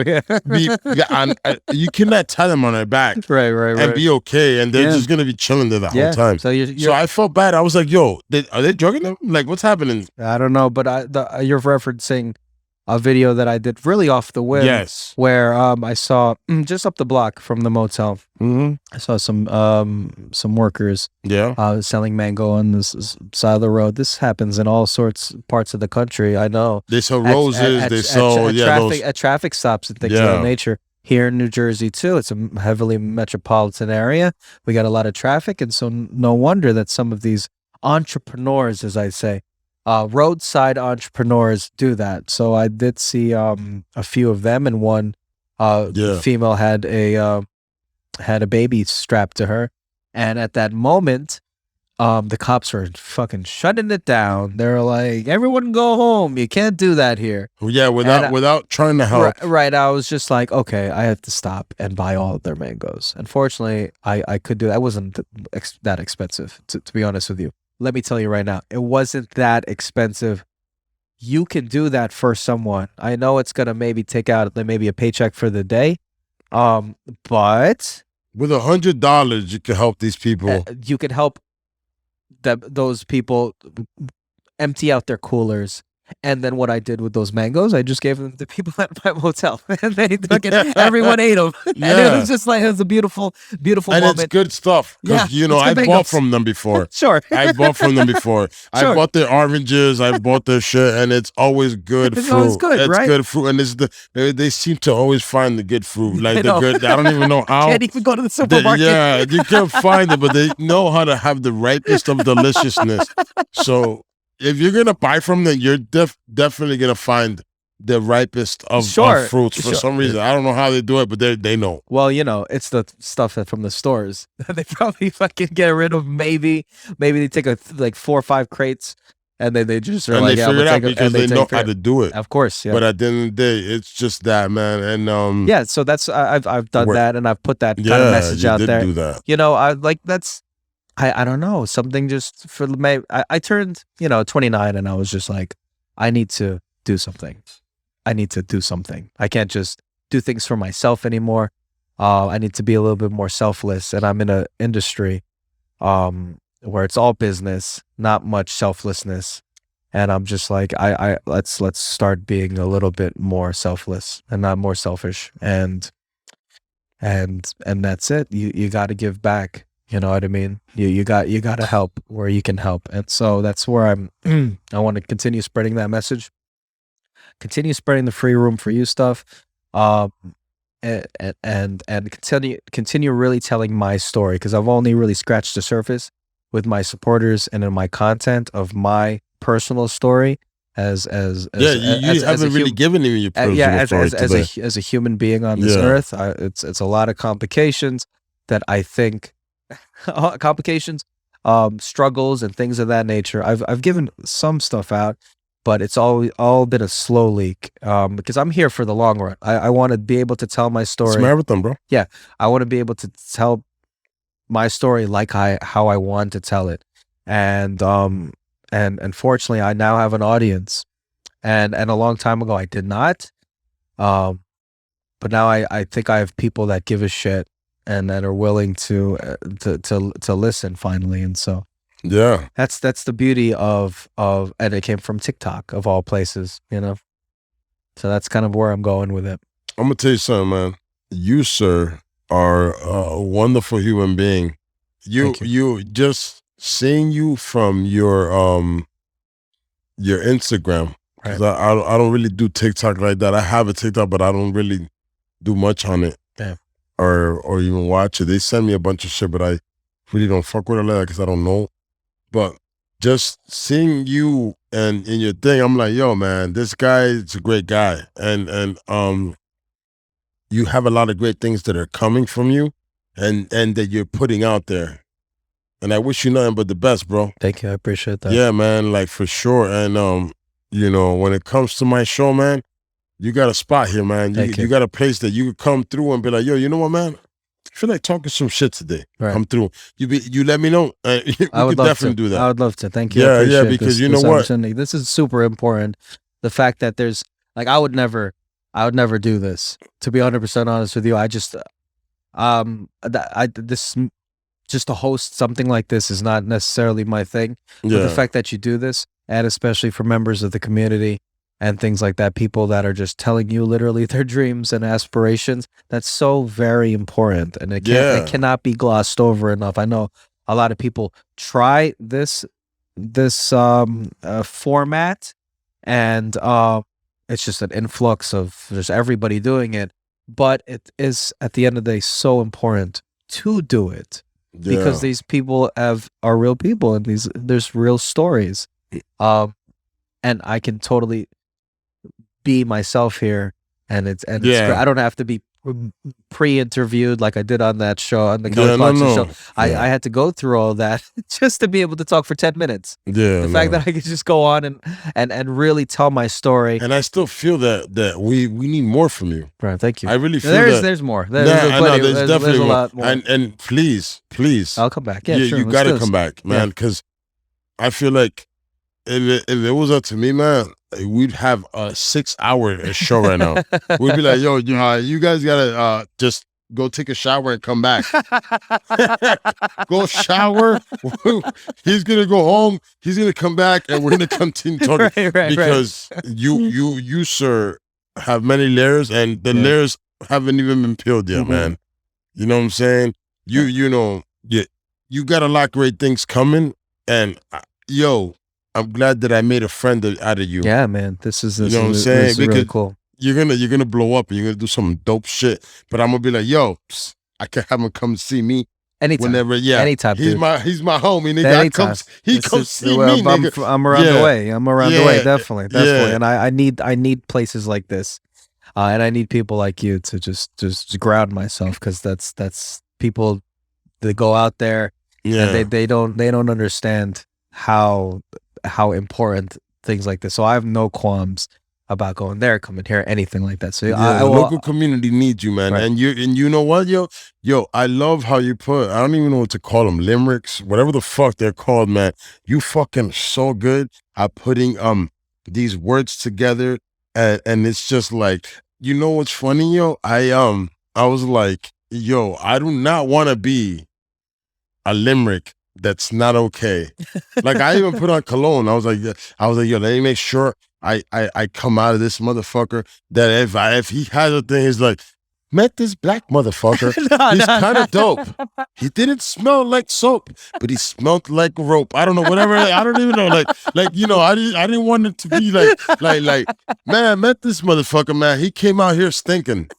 I don't know what he was thinking, but he did not have no Lincoln. I don't know. I read no. Yeah, you feel me? Yeah, so I was like, yo, this nigga comes out with some limericks, and I don't want to fucking be a weird ass limerick, but I do want to be a dope ass limerick. You know, you got it, man. Yeah. I'm totally gonna take this. I'm totally gonna take things that we spoke about here and honor them. That's what I really like to do. I like you're referencing some of like vlogs or things of that nature that I put a spin on it. You put the rhyme, and it's perfect, and it's a story. You're not just trying to rhyme. Yeah, I try to again add all the elements from everything that I think I'm competent and think I'm good at, and I put it into this kind of new format that I don't really see anyone else doing, where I tell a story and sometimes it gets poetic. That's kind of what you're talking about. And because I see I've worked 10 years at a place like this that's so weird and beautiful at the same time. I see the poetry in a lot of things, even this spot right here. Very, very poetic. I mean, you got words all around you. You got, you've interviewed graffiti artists. Mm-hmm. You've interviewed people that literally are trying to make their mark on a spot. That's so fucking dope. Word. Like, if you reflect on that for a second, that's so cool. Because at the end of the day, it could all be wiped away and totally a blank. Yeah. But the fact that it makes them feel good that they put their mark on it for a second, like that's speaking something to the human experience. And and they know that it can be taken away because the city could come and paint right over it. Paint right over that. Or the people's tagging over it. And that's like the real cool part of that. So I respect all that. And so if I do put out a vlog about this or something like that, trust it's going to be totally respectful to the real positive things about what's going on here in your podcast. We're not doing anything negative here. We're trying to keep it positive. Yeah. And you, sir, you have a lot of great things coming. Thank you. And a lot of great things going. And it was a privilege to have you on here, man. Thank you. And it's a privilege to have you as a friend of the show now, nigga. Yeah, I got you. You're here, man. You're one of ours, man. That's it. And whenever the fuck you want to come on, you be like, yo, Heck, I want to fucking, I got something I got to talk about, man. Right. And you got it here, yo. Thank you. I appreciate that. Thank you, man. I appreciate that. Appreciate you, my G. Thank you so much. Yo, anything else before we go? Anything else? Follow me on at LT Motel on TikTok, Brian Acosta Arya on Instagram, and you can get my whole story, and hopefully you can learn something from that and hit me up, get in my DMs. I go live on TikTok. I do a 6-hour show called Night Shift Radio where I connect with you on TikTok. Let 'em know. I got 500,000 people following me, and we get a healthy amount of callers. Now, this is different. This is a nighttime talk show where you're my guest, and I get to talk to you through a Skype line, and we get to have a one-on-one conversation. And if you need advice on something, I usually pose a question throughout the show, and I ask all my listeners to call me. And I think I've helped on that level of people, the insomniacs of the world, the third shifters of the world, that are going through all these things in their life. It started during the pandemic when people were locked up and needed to get out of their heads, of their frustrations about the world. And so now on my night shift radio thing, which I do every Monday night and Friday night at the motel, at the Lincoln Tunnel Motel, I open up this phone line. People can hit me up, and I've run the gauntlet of different types of experiences from people that are literally on the end of their rope, struggling with mental issues, literally about to jump off of things and end it all. And Wow. I feel like there's nothing like that. Helping people. And there's been experiences where I've helped people through that and told people, you can find another day tomorrow. Wow. Just talk to me now. And just like me and you are talking, it's so important, this communication with each other. Super important.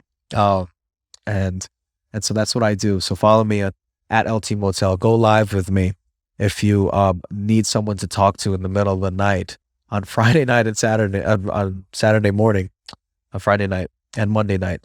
If you need someone to talk to, I'm the guy to speak to. Okay. And I have a healthy chat, very supportive, safe community where you can talk about anything you need to speak about.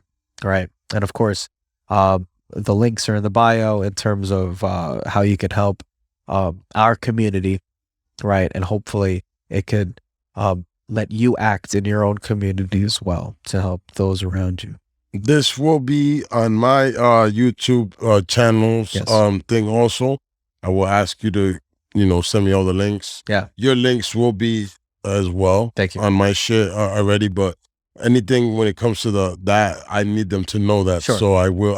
Yeah, we have a TikTok page. Yeah. We have a TikTok page dedicated to that, and Instagram page as well. So at the link in the bio, for the YouTube, you know what I'm saying? I know we're everywhere, but YouTube will be where I will put it on, and I will put it on my Instagram, all his information also. So thank you, man. So you guys that need the help, man, definitely. You know what I'm saying? Like, at the end of the day, if you need, that's dope. If you need a spot, the Lincoln Tunnel Motel, if we have availabilities, if we have rooms, we're willing to give you one. Okay? That's it. That's a big deal. Just spit out the little corner from my little cuticle. It's happened sometimes. Cuticle, man. I was like, yo, this shit was here, man. Like, I gotta get this shit the fuck out of here. But yo, we'll tell you one thing. We have a good man here, and we got a good family here. And you know what, man? Just to be able to help people. But don't ever fix your face to come over here and treat this man like a sucker. Thank you. Because you know what it is, man? Sucker. There's a lot. No, you're not, sir. Right. You're a good man. You're here helping people when they need it. And if there's people that are willing to come over here on some suck ass shit, trying to sucker you, man, nigga, go kill yourself, you piece of shit.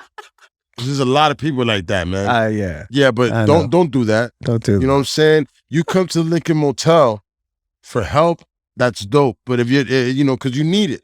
But if you're not that person, go eat a dick, asshole. Go somewhere else. Yeah. Go to the Holiday Inn Express. They'll take you in, I'm sure. Yeah, they'll take you in when you have money.